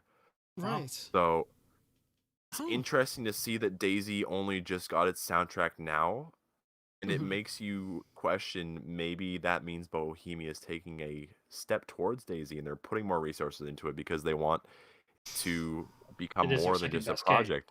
Yeah, Well, that's because it. Yeah. like even the Arma soundtrack, like if you look at their Spotify, they've had Arma or not podcasts, they've had Arma soundtracks playlists for a while now. Mhm. So it's To interesting to see be if they just added one for DayZ. to be fair though, the Armor soundtrack is an absolute banger. It absolutely is. Like when I used to play Armor 3 before completely shat all over my PC and decided to delete 60 70 gigs worth of mods when my download speed was like 300 kilobytes, if that. The soundtrack was just it was absolutely great. But it's I've always been a fan of obviously music and games. Music, depending on the nature of the game, can really, really make it. Um, I just find it cool that like they have a soundtrack now, and you know who's been Yeah. pushing for merchandising a little bit? You know, podcast. Yeah. Hey, on that topic of Arma 3, I know we were going to talk about the Xbox server Conquest, well, Xbox and PlayStation now, Hmm. which takes an Arma 3 approach. So, if you don't mind, I wouldn't mind going ahead and giving a bit of a down about that. Okay. Yes, mate. I No, was going to take would a bite of his absolutely- mic. So, I would absolutely for love to people- hear more about that. Yes, go for it. Yeah, for sure. So for people who don't know, or for people who are on PC, Conquest has been around for a while. They used to just be on PlayStation for the longest time, actually, Uh-huh. and they only recently it was either this month or the month before, moved over to Xbox as well. And it's a really interesting take on a game mode for console, because most of the time when you're playing console servers, it's either roleplay servers or like you got like the heavily modded boosted deathmatch servers, but there's never really like an actual team deathmatch type thing. Yeah. And that's where Conquest is really shined, because they inspired it from the, I'm not sure if you ever played the Wasteland game mode on Arma. Wasteland. Which one was that one? I It was can't- like I there was can't there was three factions, and there would be like vehicles and loot boxes that would spawn across the map, and you were trying to gain control. No, I'm not too familiar with that one, unfortunately. Well, they based it off that, and they wanted to bring that out because, like I was saying, they've never really had something like that on console before, and it took Right. off really well. There was really good reception for it, and inspired a lot of people because this is a full-on like immersion-based game where it's supposed to feel kind of like Arma. You're supposed to get that feeling, and does a good job of doing it. How they did it is they split the players up into two factions. Right. I forget the first one, but I know Chidaki, which is one of the factions from Wasn't it NATO? Arma Days. NATO and It Chidaki. might have been. Hmm. Yeah, yeah. So they had Chidaki, and I think they also had at one point. I think they had Nappa. So, Right. which was another faction. So they are staying true. They were staying true to the lore, and they said it takes place after the 2009 Civil War Hmm. happened in Chinorist, which was like Arma 2, and it's really cool. So what it's at its core, it's still a deathmatch game. So the two factions, all they're trying to do is get more control over the map. So it is a full map. Hmm. What you're trying to do is you're trying to take over towns and control them and get the majority control over the map. Hmm. So it's an interesting thing, and it's not really a public server because there are rules that come in play too, because they can't just enforce teams. So there's nothing stopping friendly fire or anything that could be Right. game breaking. So they have to make it a whitelist server so that people join their website, look at their rules, and understand how Go to play through it the properly. proper Because processes, because the last thing they want is some random schmo to come in and just completely like cause a lot of mowing issues for everyone the down, players. going Yeah, Rambo, exactly. and it's To happened be before. fair, I would do that. And luckily, they haven't had that issue a lot. Right. It has happened before where people will just come in, regardless what team they are, just start blue on blue, shooting everybody. Hmm. And they did have action taken against them, of course, but it just solidifies the fact why it couldn't be a public server, and it ties in with the limitations that we have on console, because we can't do a lot of the event stuff like what they do on PC. We don't have staff tools, and that's one thing we had touched upon in Red Falcon's episode. We don't have any staffing tools. As the owner or as an admin, you can't no clip. There's no teleporting. There's no viewing players' inventories, ESP, any of that stuff. Hmm. If you want to teleport to a different player, you're gonna have to drive there yourself, or you're gonna have to do this convoluted method where you make a new spawn point, disable all the other spawn points, quickly reset the server, spawn there, disable it, reset the server again so no one else spawns there, and then call it a day. And that's just no one's gonna do that, you know. You But know it's you know what that reminds me of? Sorry to interject. That reminds Worries. me of a community I used to play on in Legacy. And, obviously they didn't have mods back then, not proper mods, so there was no like admin tools and that.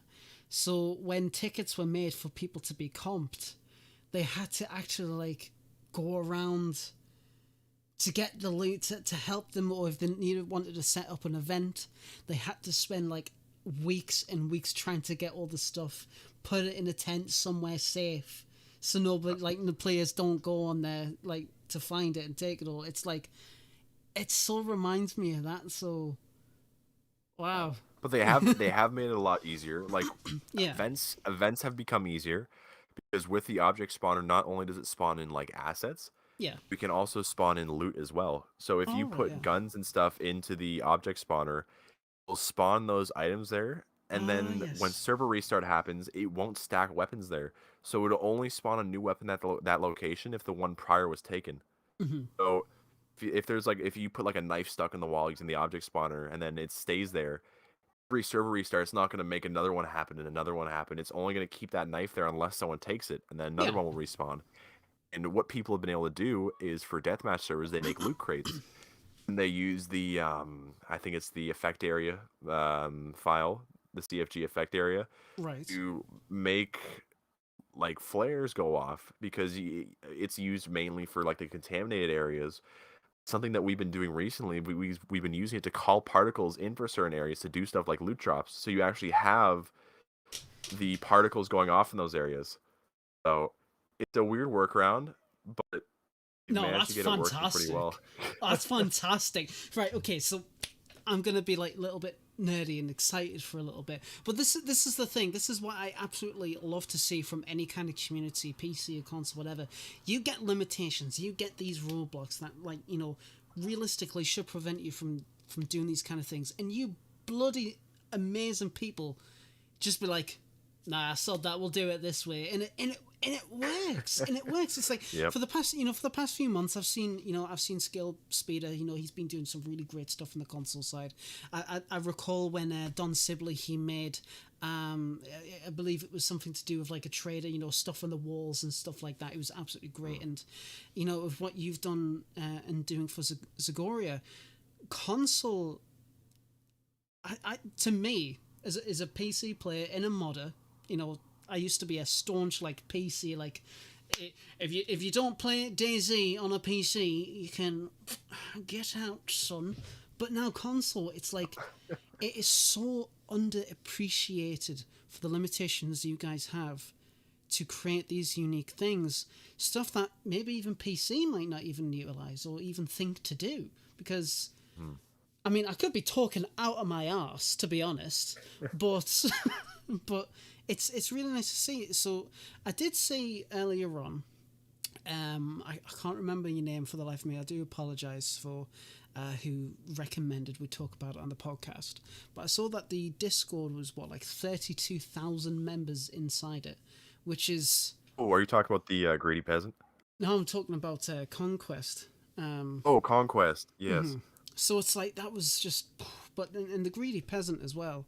I haven't had a chance to check out much of his stuff, but it's just, I love it when limitations are broken. I just love it. I Yeah, think it's and just- it encourages you to think outside the box, because when you get stuff given to you as easily as, and I'm not saying you do get stuff easy on PC, but when you get stuff given as easy as you get it on PC with your modding, Mhm. you see that as a challenge for ourselves to try and break that gap and do something cool like what you guys are doing. And Yeah, maybe it's not making a Molsk, and maybe it's not making a new Deer Isle, but we're damn well trying to do something similar to that, you know? hell And yeah. I mean, you got to work even with recently, what you've got. Yeah. yeah, and even recently, I utilized the effect area file to create a custom trader notification or safe zone notification, so that when a player enters a safe zone, the color of their screen changes. Nice. How? That's Very, it's very never smart. been done before, and it's something that's really primitive and rudimentary on PC. For console, that's never been attempted before, and it's something that's blowing people's minds because it adds a staffing tool. Because now, if people are in the safe zone, they'll see their screen turns green or blue or whatever I've allowed the person who's using it to change it to. So works well with staff as well, because when they report a clip to the staff, they can actually see that the user's screen was green when they got killed, so they know, oh, that person was in safe zone. That's smart. That is smart. It's simple, but it's smart. That's. Like you were saying, it's the things that we have to do to try and corner cut to be able to do something similar to what happened on PC. And in our efforts, find out new stuff that we weren't even trying to accomplish in the first place. You know, Yeah. like with what I was talking about with the bridges for my Deer Isle or Namalsk or no Essiker. Wow, with the Esker port. You'll get the map correct eventually. Yeah. Yeah. Go start listing them all off. Yeah. It's with the Essiker port that I was doing for Esker City. When I did the stuff with the bridges and when I realized what I could do with the deer stands, I thought, Yeah. what more could I do with it? And what I ended up doing is, with a bit of love, I don't have a picture on me, unfortunately, but made barricades.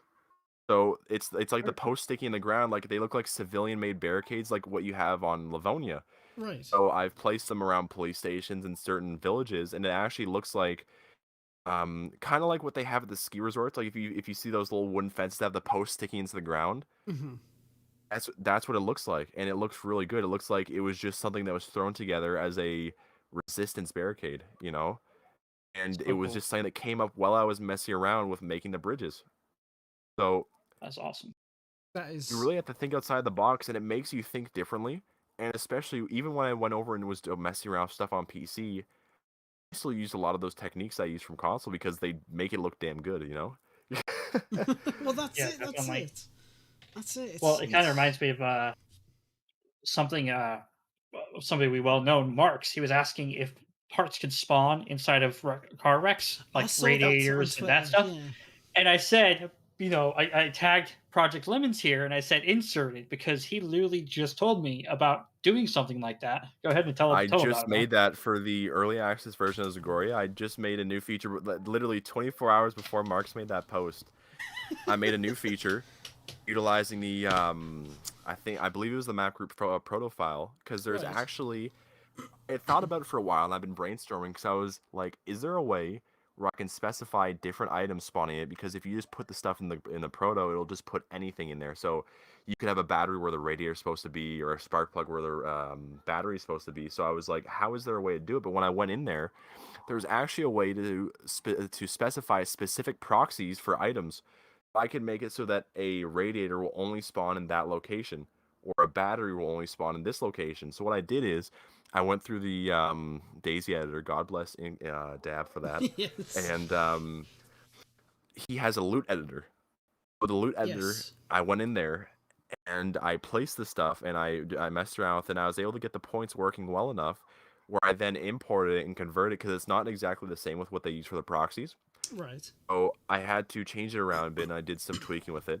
But then I ended up making it so that in wrecked vehicles, you can find batteries, you can find spark plugs, and they're in their proper locations as well, where you'd see them on a working car. So I'm gonna release that. I'm not sure. I'm pretty sure this week I'm gonna release it with my next stability update for Zagoria, because I'm adding in a few other things as well. If possible, make a video showcase that, because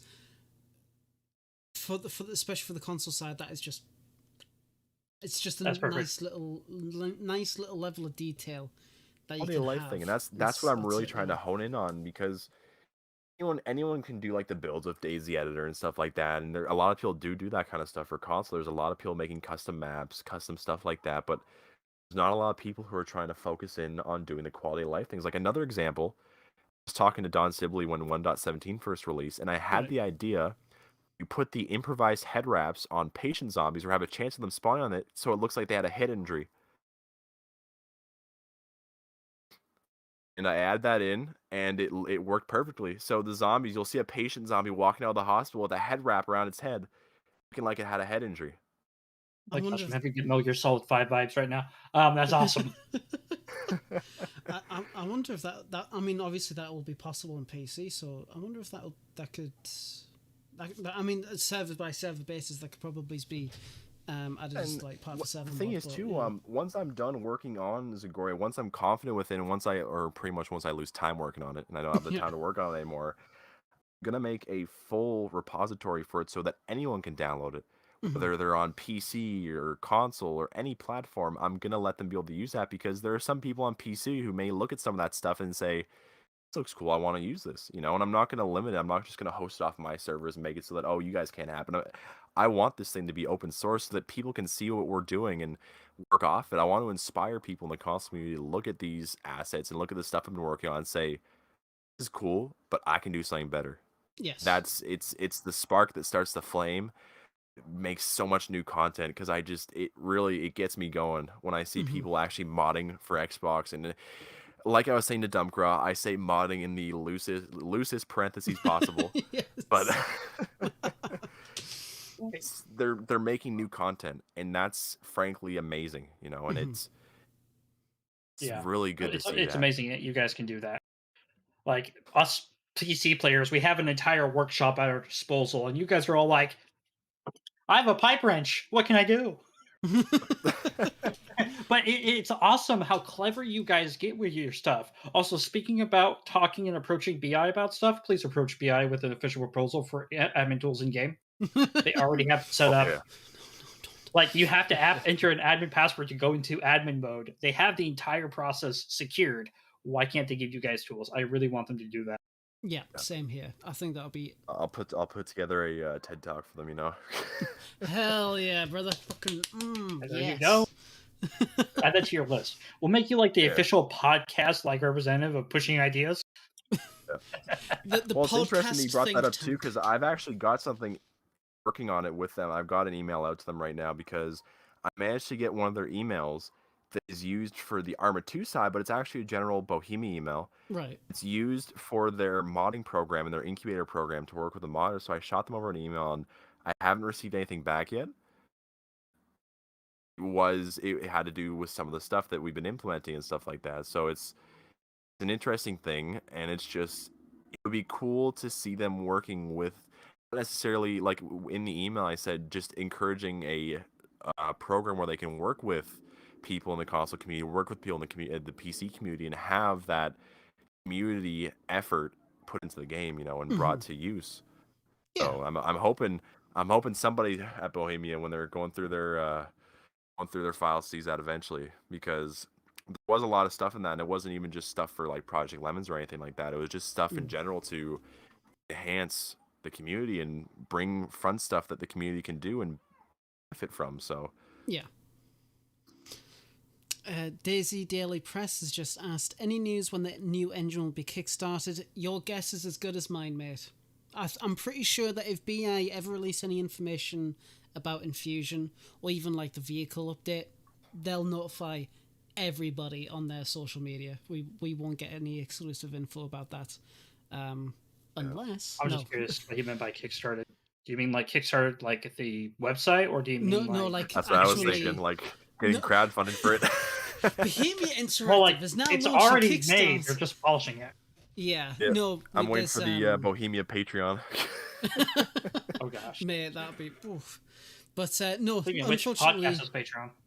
oh yes, Yeah. check out the Patreon. Actually, that's a good, not a segue immediately, but I do want to be discussing that at the end. But anyway, no, there's no new information. But if there is any published, we will be talking about it on the closest podcast episode. Yeah. For that. But One thing we were talking about is when the new update dropped for 1.17. This is kind of going back to our previous talk with the whole 1.17 update. yeah, Is that vehicles did act a bit different, and Yes. it makes you think, what if this is their public playtest they were talking about long ago? Because there's been some differences, and this is just like I could just be talking out of my ass right now about it, but I've noticed some different ways with the way vehicles are weighted and their interactions.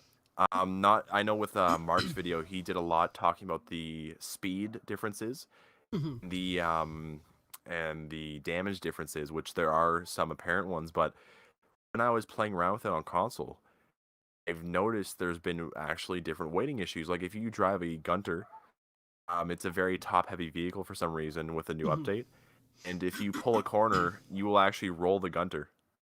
nice. Is not something that I wouldn't have been able to do in one of the past updates. And the other thing I noticed as well is the vehicles reacted differently in certain situations. So, See, like this complete flyball. What if this is their public playtesting? Because they did say it would come in a few weeks.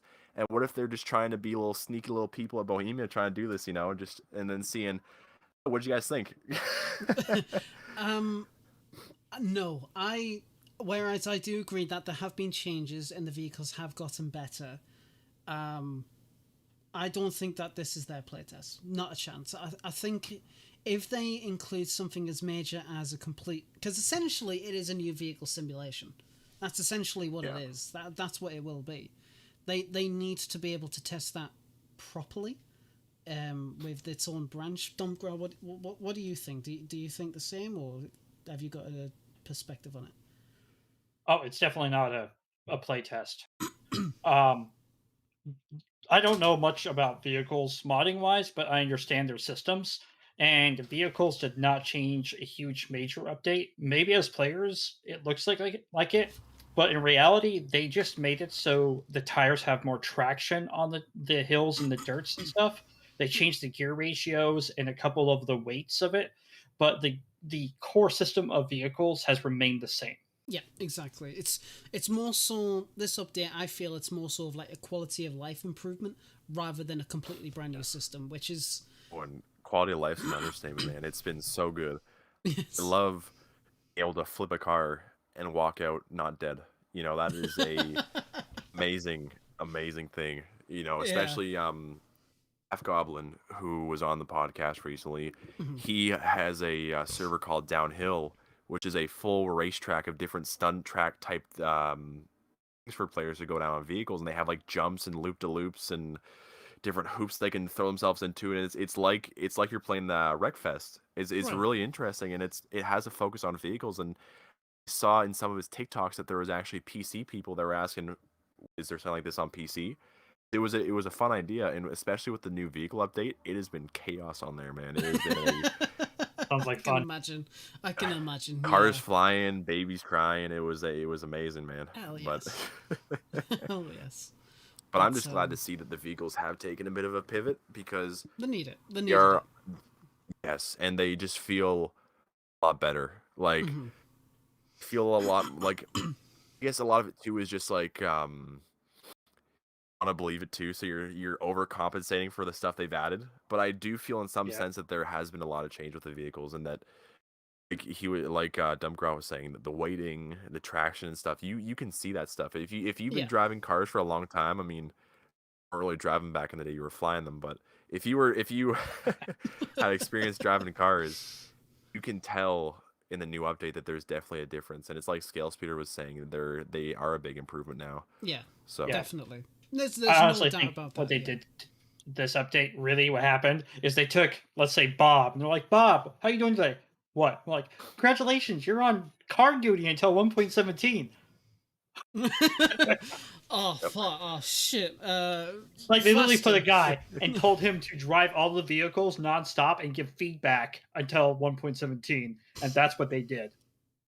Because if you look at modded vehicles during 1.16 and some vanilla vehicles, some modded vehicles were far better than vanilla vehicles. Yeah. And that's why I say that they didn't do anything core major. They just fine-tuned what the vehicles were doing. Which, to be fair, they absolutely needed it. They absolutely did need it.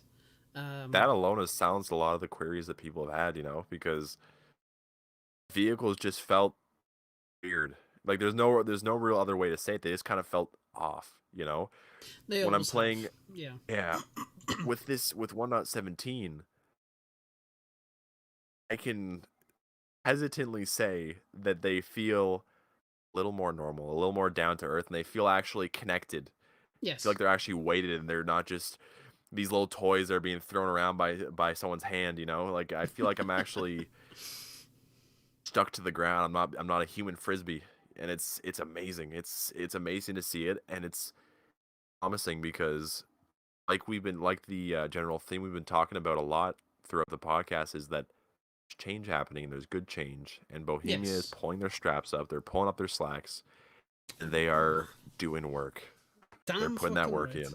Damn right. I'm excited to see what they've got going. I really am. But I'm also excited to see what the community does in their spare time. That may not be especially like exclusive to DayZ in game, but segueing into a different topic, something I noticed, and Dump, you might be interested because I know you've got a 3D printer.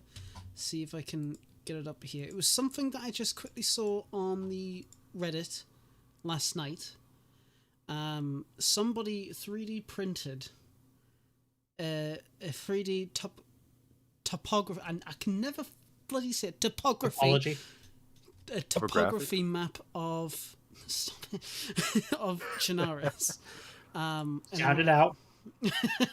And I want to show you guys this as well.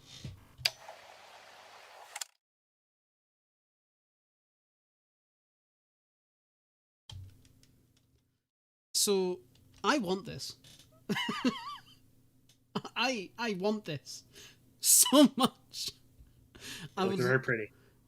I mean, yeah, because what this guy's going to do is that he's also going to paint it in the future, which I am really, really looking forward to. But it's stuff like this that you see, yeah, sure, people, they create mods, they create, videos, they create like video essays, the mod console and do stuff in there. But stuff like, we've had in the past, a Prestige, I believe it was, who created the EpiPens and the, stuff like that. Actual physical objects that are DayZ related, just merchandise. Well, essentially, yeah. I'm all over that shit. So I saw this. I saw this on the Reddit last night, and I had to show it. And like I said, you've got a 3D printer. He's left the files for it. So if you want to make your own, you can. Yeah, I've actually seen the files before, but this one's really good. I was just going to say, this is another merch idea for DayZ. Sell a topology map of Chernarus. Like, seriously, like I remember when I was a kid, my friend's dad, who was a geologist, had these all up on his walls, and they were so cool. You can literally see all the valleys and the depths. Seeing this 3D printed is just as cool too. It's great. It's great. It's just the first time I've seen one of these prints done before. There was one person, he had a Etsy store, and he made one for Chernarus, and I think he either made one for Deer Isle or one for Namalsk. They were really nice, really high quality, and he would sell them in different varieties. So you get them like different colors, you get them like rough or smooth, and it was really cool. And I'm happy to see that more people are doing it, because when I saw that, like, I want this. This is mine now. This is. I'll be honest. If this guy who printed this, put in the cities, like put in little small town houses and stuff, 3D printed, and painted it, I would pay this guy easily $100 for it. Easily, more than 100, man. I would totally, man. I said easily. Throw them all my money.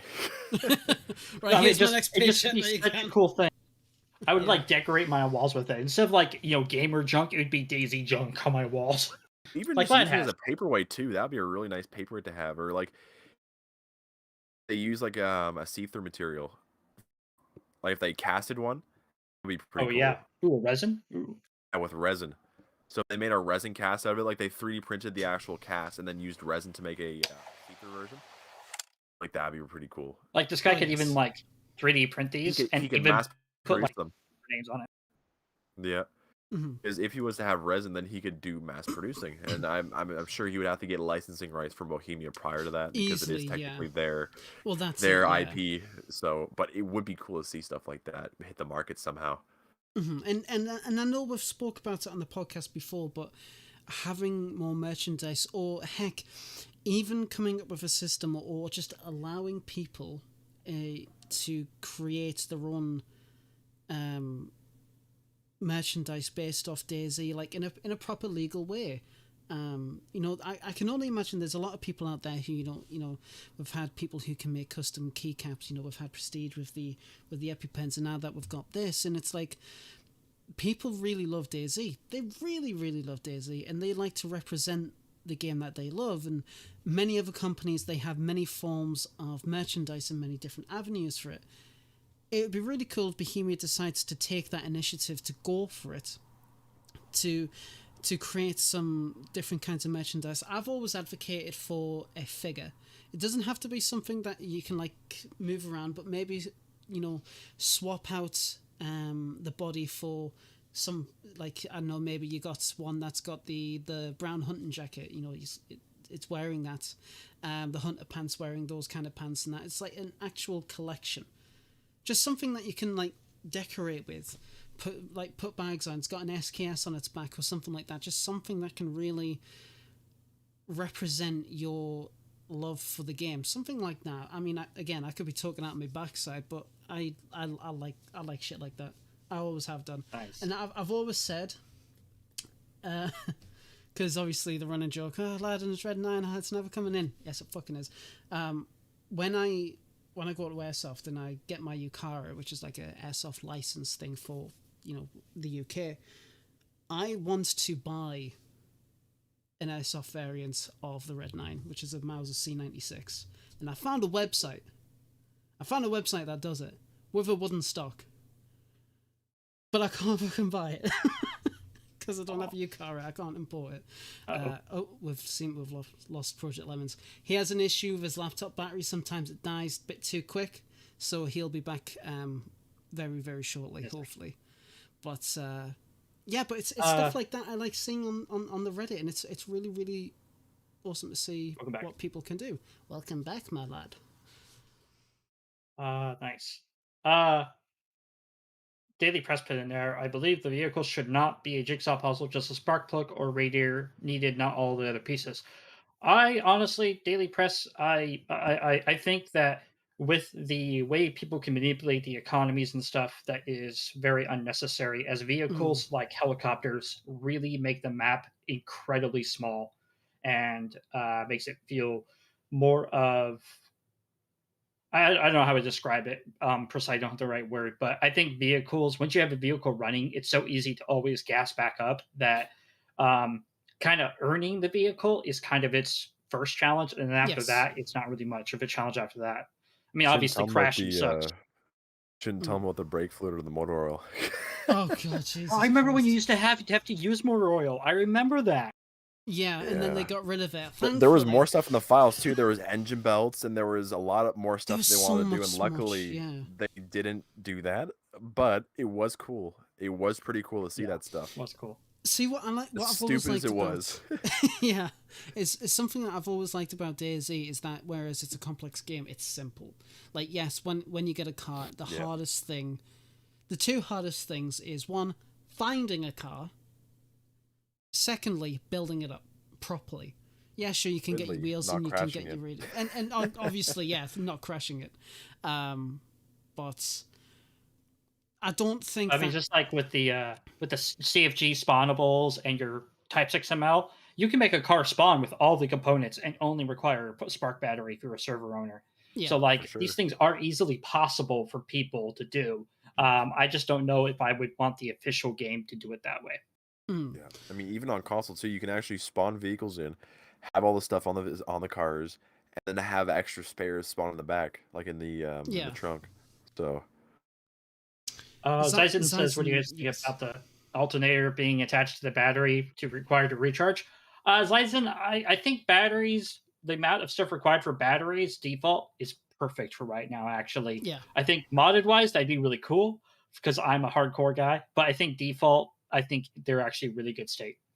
Yeah, I'm inclined to agree. And it would be really, really nice to. I keep saying that phrase tonight. It's annoying me. Inclined to agree.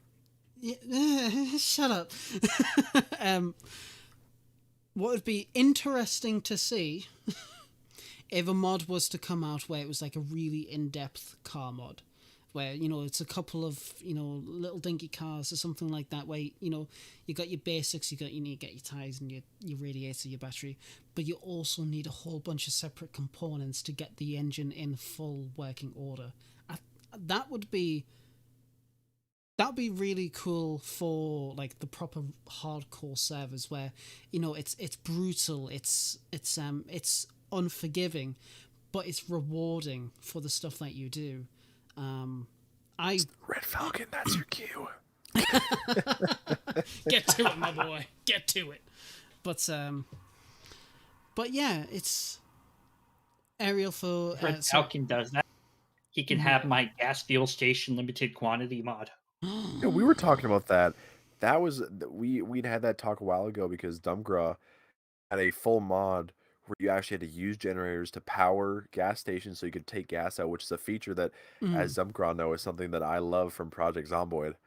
and me and him could pour our hearts out to each other about that game. And there's a lot of features from Project Zomboid that I wish were in DayZ. The other hand, it's stuff that, like he was saying, it's hardcore stuff, so it's not feasible for like the end player who may be a casual gamer, which a Yeah, lot of the people that play on the game. So I need to play that game a lot more to completely understand it. There was one YouTuber I used to watch. She would like upload 30-second clips of like Nurse? like, thank you, and absolutely fantastic. amazing, I love her amazing, content. amazing. Yeah, It's and it's such a good game. And what I've noticed is a lot of people stream DayZ will go between DayZ and Project Zomboid because it gives off that same survival feel. Like it is a lot different. Like what I Yeah. always tell people is it feels like RuneScape and DayZ if they had a kid.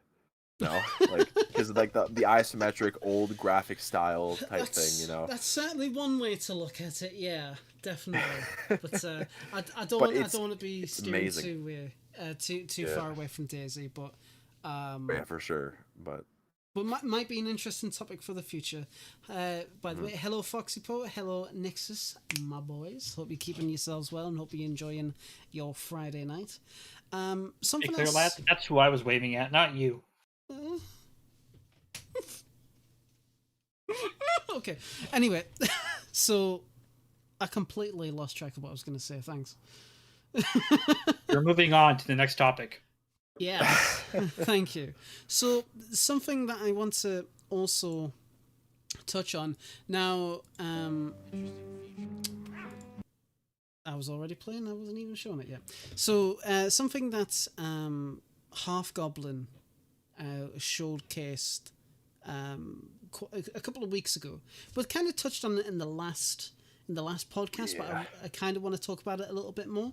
We don't have that much time left, so we won't keep you guys too much longer. But it's actually quite interesting. In Project Lemons, you've took advantage of something like this before, but GeForce Now, which is an interesting and awesome invention.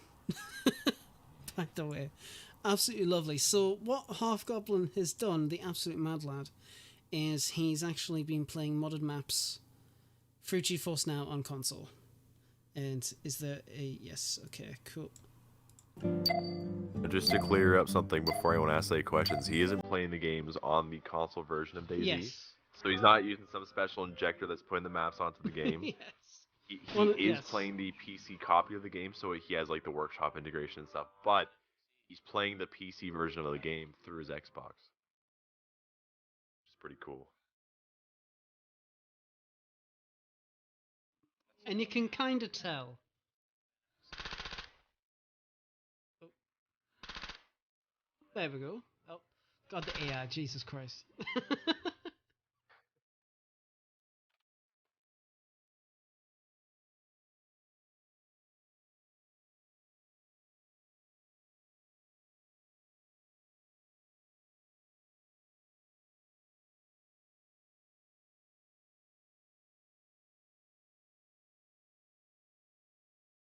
What if I told you that I'm pretty sure in that clip he's using a Xbox controller for that?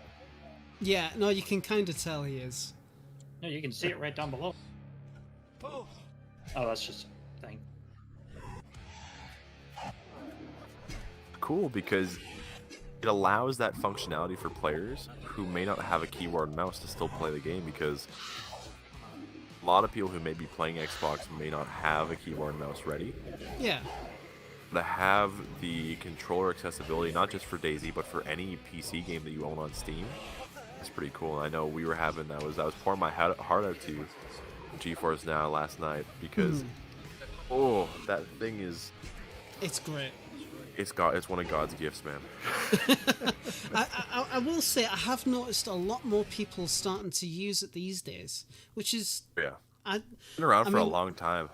yeah I mean I've kind of known about it for a long time, but I haven't really seen it take much precedent until about the last month or so. Like I'm hearing everybody's using it, and it's like it's mad. It's weird. It's like, oh, okay, this is one of those things, but people are using And it I in a believe really the big cool thing way. for it Yeah, and I believe the big thing for what caused that hype and traction is they just released the RTX subscription tier, which Oh allows yes. you to use the 3080 as your stream Oh system, yes.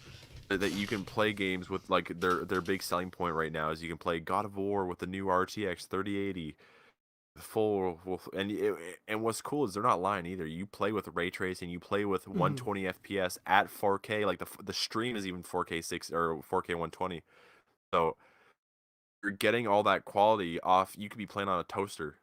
It feels like you're playing on a real computer, and it's the RTX subscription. I think it's only about $26 to $28 Canadian, which Right. is very fair, like a month to rent out one of these computers. And like what I was saying last night, you don't get to play all these games randomly. Like it's not like on Xbox where you have a Game Pass where you get Mhm. access to hundreds of games. You do have to own the games on your Steam library. Like you will have to have a Steam account or an Epic Games account or one of those like Yes. Ubisoft. But if you own these games, you can play them beautifully. Like I was able to play Gary's Mod and DayZ on my Series X 120 4K stream, and it had everything. Like it was extreme graphics. Everything was maxed out on DayZ, and it was pushing. It was doing better than my actual rig that I use for editing and like gaming and stuff. So I was like, This is it. oh, This is where this yep, is where it's at. I also yep. want to just quickly post Half Goblin's TikTok. So if you know, it's only fair that I showcase that kind of stuff there. Considering that was where the videos were from. So check out his TikTok. Check out his social media platforms. He's an absolutely lovely guy, and yeah, he was a really great guest. But yeah, I mean, cloud gaming is always something that's kind of interested me within like the past decade. I remember, and I remember you having to read gaming magazines back like before it was like in secondary school and college, and it was like it's this streaming service, and I was like, oh my god, this is something I want to get into it. And then obviously that got shut down. But nowadays, cloud gaming, playing games on demand, streaming it on your console or whatever, and now with the stuff like this, with the Steam Deck and stuff like that, I keep wanting to call it the Stream Deck. Where is it going to lead to? Because right now it's like, how is it going to get any better than this? Like being able to just play a game wherever you want. Well, one thing that I saw recently, and this could be the new thing, is LG. I'm pretty sure it was LG. They Hmm. released a smart monitor where you don't need to own a computer, you don't need to own anything, and you just buy the monitor, and and I'm pretty sure it remotes a pre-built PC to the monitor. That you have a fully smart monitor that you can use as a computer. So it's like an all-in-one, but there's no actual PC parts inside of it. That monitor could be an RTX 3080 in the cloud. I'm not too sure how I feel about that. Buying this monitor and then you having to pay constantly monthly. No, I mean I'm not I don't think it's a monthly subscription. I Oh, think you that's just all right have it. then. Yeah, That's all yeah. right then. Yeah. I don't believe it follows the same model as GeForce Now because that would be pretty Yeah, that would douchey if be. they made you have to Yeah, pay I for was it just on about to top of say already that would be a buying the bit monitor, which fucked. will probably be a few $1,000s on its own. But no, I believe that you actually it's all functionality is already built into it, so you can Mhm. do your work and game and stuff without even owning the computer, which be very good for people who may not have the money to get a full PC rig or people who want to get into streaming and just don't have the funds for it because there are a lot of people in the community that want to stream, want to become content creators, but they just don't have the appropriate resources to make it happen. Yeah. But it's even with GeForce Now, like I was saying to you last night, lad, you have full stream functionality with it. So if you're a console player, you could set up GeForce Now, stream it to Twitch, have a PC stream ran through your console. Just like think about that for a second. Full Twitch, a full Twitch stream, and it's like Inception. You're Twitch streaming PC for an Xbox. I love technology. I Oh yeah. love it. It's absolutely fantastic. It's Anyone in really, the really chat cool. right now who does have a Xbox or PlayStation or any type of console and they want to try out DayZ PC, I would totally, absolutely, wholeheartedly encourage you to try out GeForce Now. It's not all Mhm. paid options. You've got free ones, but they are limited game sessions, so you may have to wait in a queue of other people to get into a PC. And the game sessions are limited to, I think, about 5 hours, which is still a lot of time if you're just wanting to get a quick game session going. Five Yes. hours is ample amount for a lot of people to get a good run in. And it has Steam Cloud integration, so your progress will all be synced with these games. So if you're playing story games, your campaign will actually be saved when you're playing them. So I That's would brilliant. totally recommend That's it for brilliant, people if they yeah. want to get into it, because you can play these games at 60, 120 FPS depending on what subscription you have through a mobile phone, even like we saw on our last episode. It doesn't need to be an Xbox. It could be a crappy computer. It could be your mom's. It could be your mom's phone. It could be your smart fridge. For God's sakes, like. Oh hell yes! I'm gonna be cooking something in the oven. I'm just gonna be playing DayZ on my Samsung smart fridge. Let's fucking go, mate. Oh yes. Just it shows you how far technology's evolved, because going back a few years, like even like 2010, I didn't think something like this would be possible now, you know? Not a chance. Not something to this extent, at least. Obviously, like, technology was there, but it's absolutely. There will mad. be a And, point where where you won't need to have anything physical, and I mean, depending on who you are and how you've been raised and stuff, you may have different biases towards that. Because I know some people may not be the most supportive of having that kind of stuff, or like having everything physical or digital and stuff like that. Because I know even for Xbox, when they did the whole cloud gaming and Game Pass, a lot of people were mad because they had games they wanted to keep it physical, and they don't want them to switch to all this cloud gaming stuff. But it's interesting to see nonetheless. It's really interesting to see nonetheless, because we could get to a point where you just buy a screen, like with what LG's doing. Yes. That's everything. That's your one and done media player. Your PC gaming, your streaming, your entertainment, all done through that one thing. Yes. That's it. Definitely. That'll be the end thing, and it'll be fun to see how that happens for sure. Oh god, yes, absolutely. Definitely. But for now, that is all the topics, I believe, unless one of you two can correct me if I am mistaken. That's all the topics for this Forward. week. Well, what about the leftover mod? Oh no, well, we're gonna get to that. Don't worry. I'm sorry. Yeah, that's right, bitch. No, I'm joking. Oh, bitch, huh? No, I know I'm beautiful, intelligent, total cruel hottie. Hell yes. No, but it's been absolutely fantastic so far. Dump, I want to hear about your spotlights. What's something that's you want to talk about and showcase? Well, showcase. Actually, you know what? I have been impressed with Project Lemons, to be honest, with all of his creativity and the things that he overcomes. You know me, I'm a big fan of the people who can break through brick walls. So, cool things about him being able to put spark plugs and radiators and batteries on car racks. Some of the more intelligent things he's talked about, like instead of having to have a specific asset, he's like, I'm gonna use hunting stance to make my own wooden bridge, you know, stuff like that. All of this is very ingenious, and I would tell any console owners who are like listening to this podcast, take a page from his book, Don Sibley's Scale Speeders, whoever you want. Their ingenuity in working with the tools that they have, although very, very limited, is inspirational for what you can do with your own servers. Absolutely. Baby. And what about yourself, Project Lemons? What you got? The one thing we've been talking about the past few days is the Forage, which is the new event that we have coming in place for Project Lemons, and it's to celebrate our new 1.24 update coming to Zagoria. So we have talked a bit about this on Twitter, and I will be posting more about it soon. But with the new 1.24 update, we actually added in the feature from the old school pre-0.60 days of PC, where you could forage for berries. So now it's a small thing. It's not substantial, but now when you go into forests, and it's the proper bushes as well. It's not just random ones. Yeah. You go to the bushes, you will find rosebuds and you'll find elderberries, and we've even added in tangerine trees. It's another option as well. So Forage is just it's an event to bring light and celebrate the new update, to show some of the cool stuff that's being added in, because for a lot of people on console, these wild berries are completely new, because it's never been done on console before. It's only been something that's been seen on PC strictly. So to have this on console is going to be an amazing thing because it'll show what's for the future, what we have planned for the future, and the stuff that we want to do. Because I'm not trying to spoil too much about our future roadmap, but we do want to focus on stuff with our civilian stuff and like mirroring what the DayZ development team is doing as well. So Zagoria is going to have a lot more civilian and resistance type stuff added in as well. So I'd say to keep down your radar.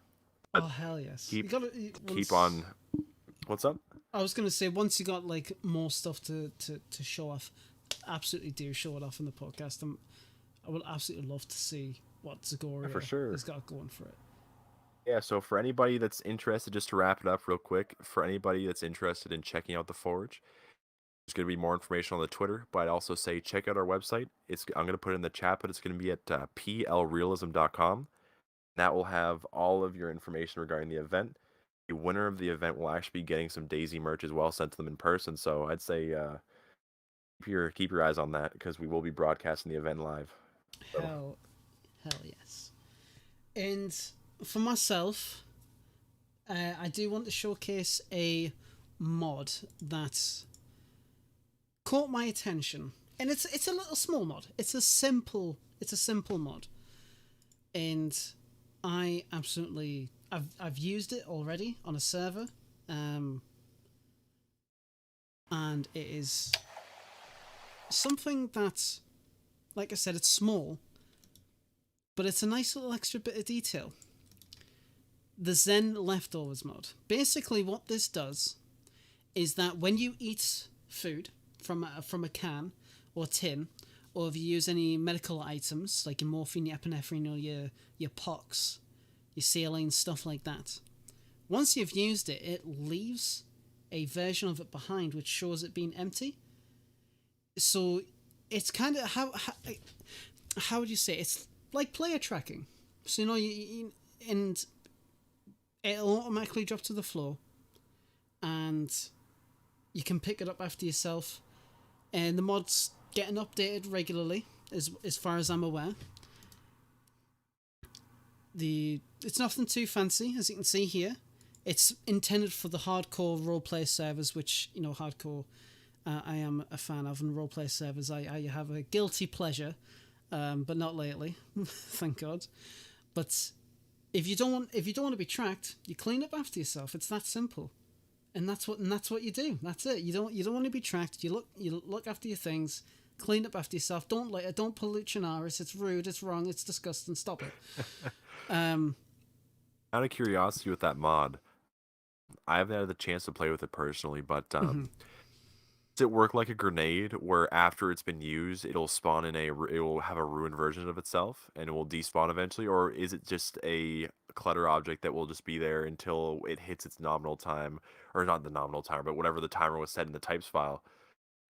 Because there could be a few ways they did it. I'm interested to know which one of you have experience with it. So in my experience, objects can stay around for a long time.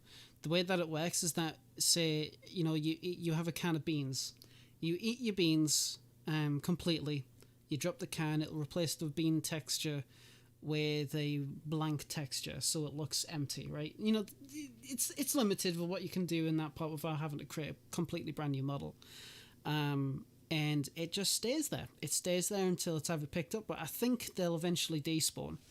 But you can configure it, and you can repack the mod. The person has given permission if you wish to repack the mod. You just have to give credit. Well, sorry, you don't have to give credit, but it's probably a good idea too. You should. You should. You absolutely should. And you can get the source code for the mod in his GitHub as well. So if you really want to configure it, you can go for it. I can actually say one cool thing about this mod. I'm not sure if Light experienced this yet, but if you scroll down a little bit, it says that honey jars and the jam jars can hold 25% of what water bottles can. So when you eat those, you can fill those up with water, like we always talk about doing with empty can. It's great. It's absolutely. It's like interesting. So you can actually use them as you can actually use them to hold stuff. Yeah. Well, hold water, but it's a nice little details like that. You gotta love the ingenuity from people in the community. It's really cool. It's really, really cool. And I want to give out a couple, well, one main shout out for before we finish is Mass has launched his own server with the help from Spearhead, which is a milsim community.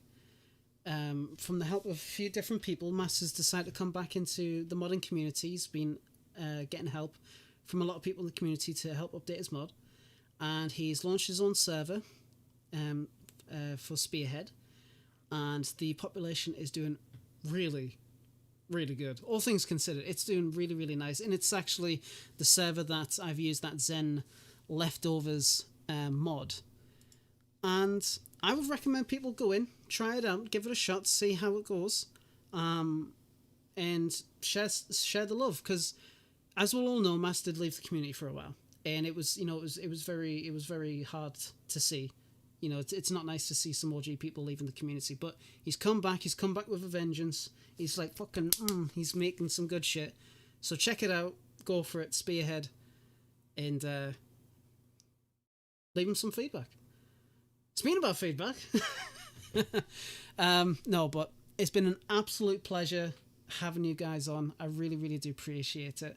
Dump, thank you so much for filling in for Archie. I really, really do appreciate all the help, and you've been absolutely lovely talking to and with all the topics. It's been really, really cool. And Project Lemons, thank you very much for coming along, mate, as well. I really do appreciate it, and couldn't do this without you guys. I really, really do appreciate it. And I am I feel much better now. The nerves are gone. But thank you very much for coming along to the podcast, guys. I really do appreciate it. Much love to the both of you, and I'll catch you guys next weekend. Adios. Take care of yourselves, lads. Much love to you. And that's it, guys. That's that was nerve-wracking. It's been absolutely lovely having everybody on, coming along. I really, really do appreciate it. I keep saying that. I was very, very nervous coming on, taking over for Boydie. He's, absolute massive inspiration for the community, massive inspiration for me. And without everything that he's contributed for the past few years, this wouldn't have been possible. And I do hope that you guys keep me on the line. If I make any mistakes, I want you to. I would love for you guys to keep me in check. If you have any feedback about the podcast, please do let me know in the main chat in the Discord. I'm always open for criticisms, any feedback, everything like that. I would love for you to talk to me about it. And again, thank you so much for coming along and listening. We will be back same time next weekend. Same time next Friday, I should say. And we'll have more topics to talk about. Hopefully we'll have a guest on. But we will keep you guys updated. I'm going to try and see if we can get the Twitch and YouTube multi-stream working. If not, YouTube may be the main place. But if you guys feel like, Twitch is much better, again, feedback in the Discord. That would be absolutely lovely. I don't know how to raid anybody on YouTube, if that's even possible, so unfortunately we can't do that. But again, thank you so much everybody for coming along. Much love to you all, and I hope you have an absolutely fantastic weekend. Take care of yourselves. Much love to you. Take care.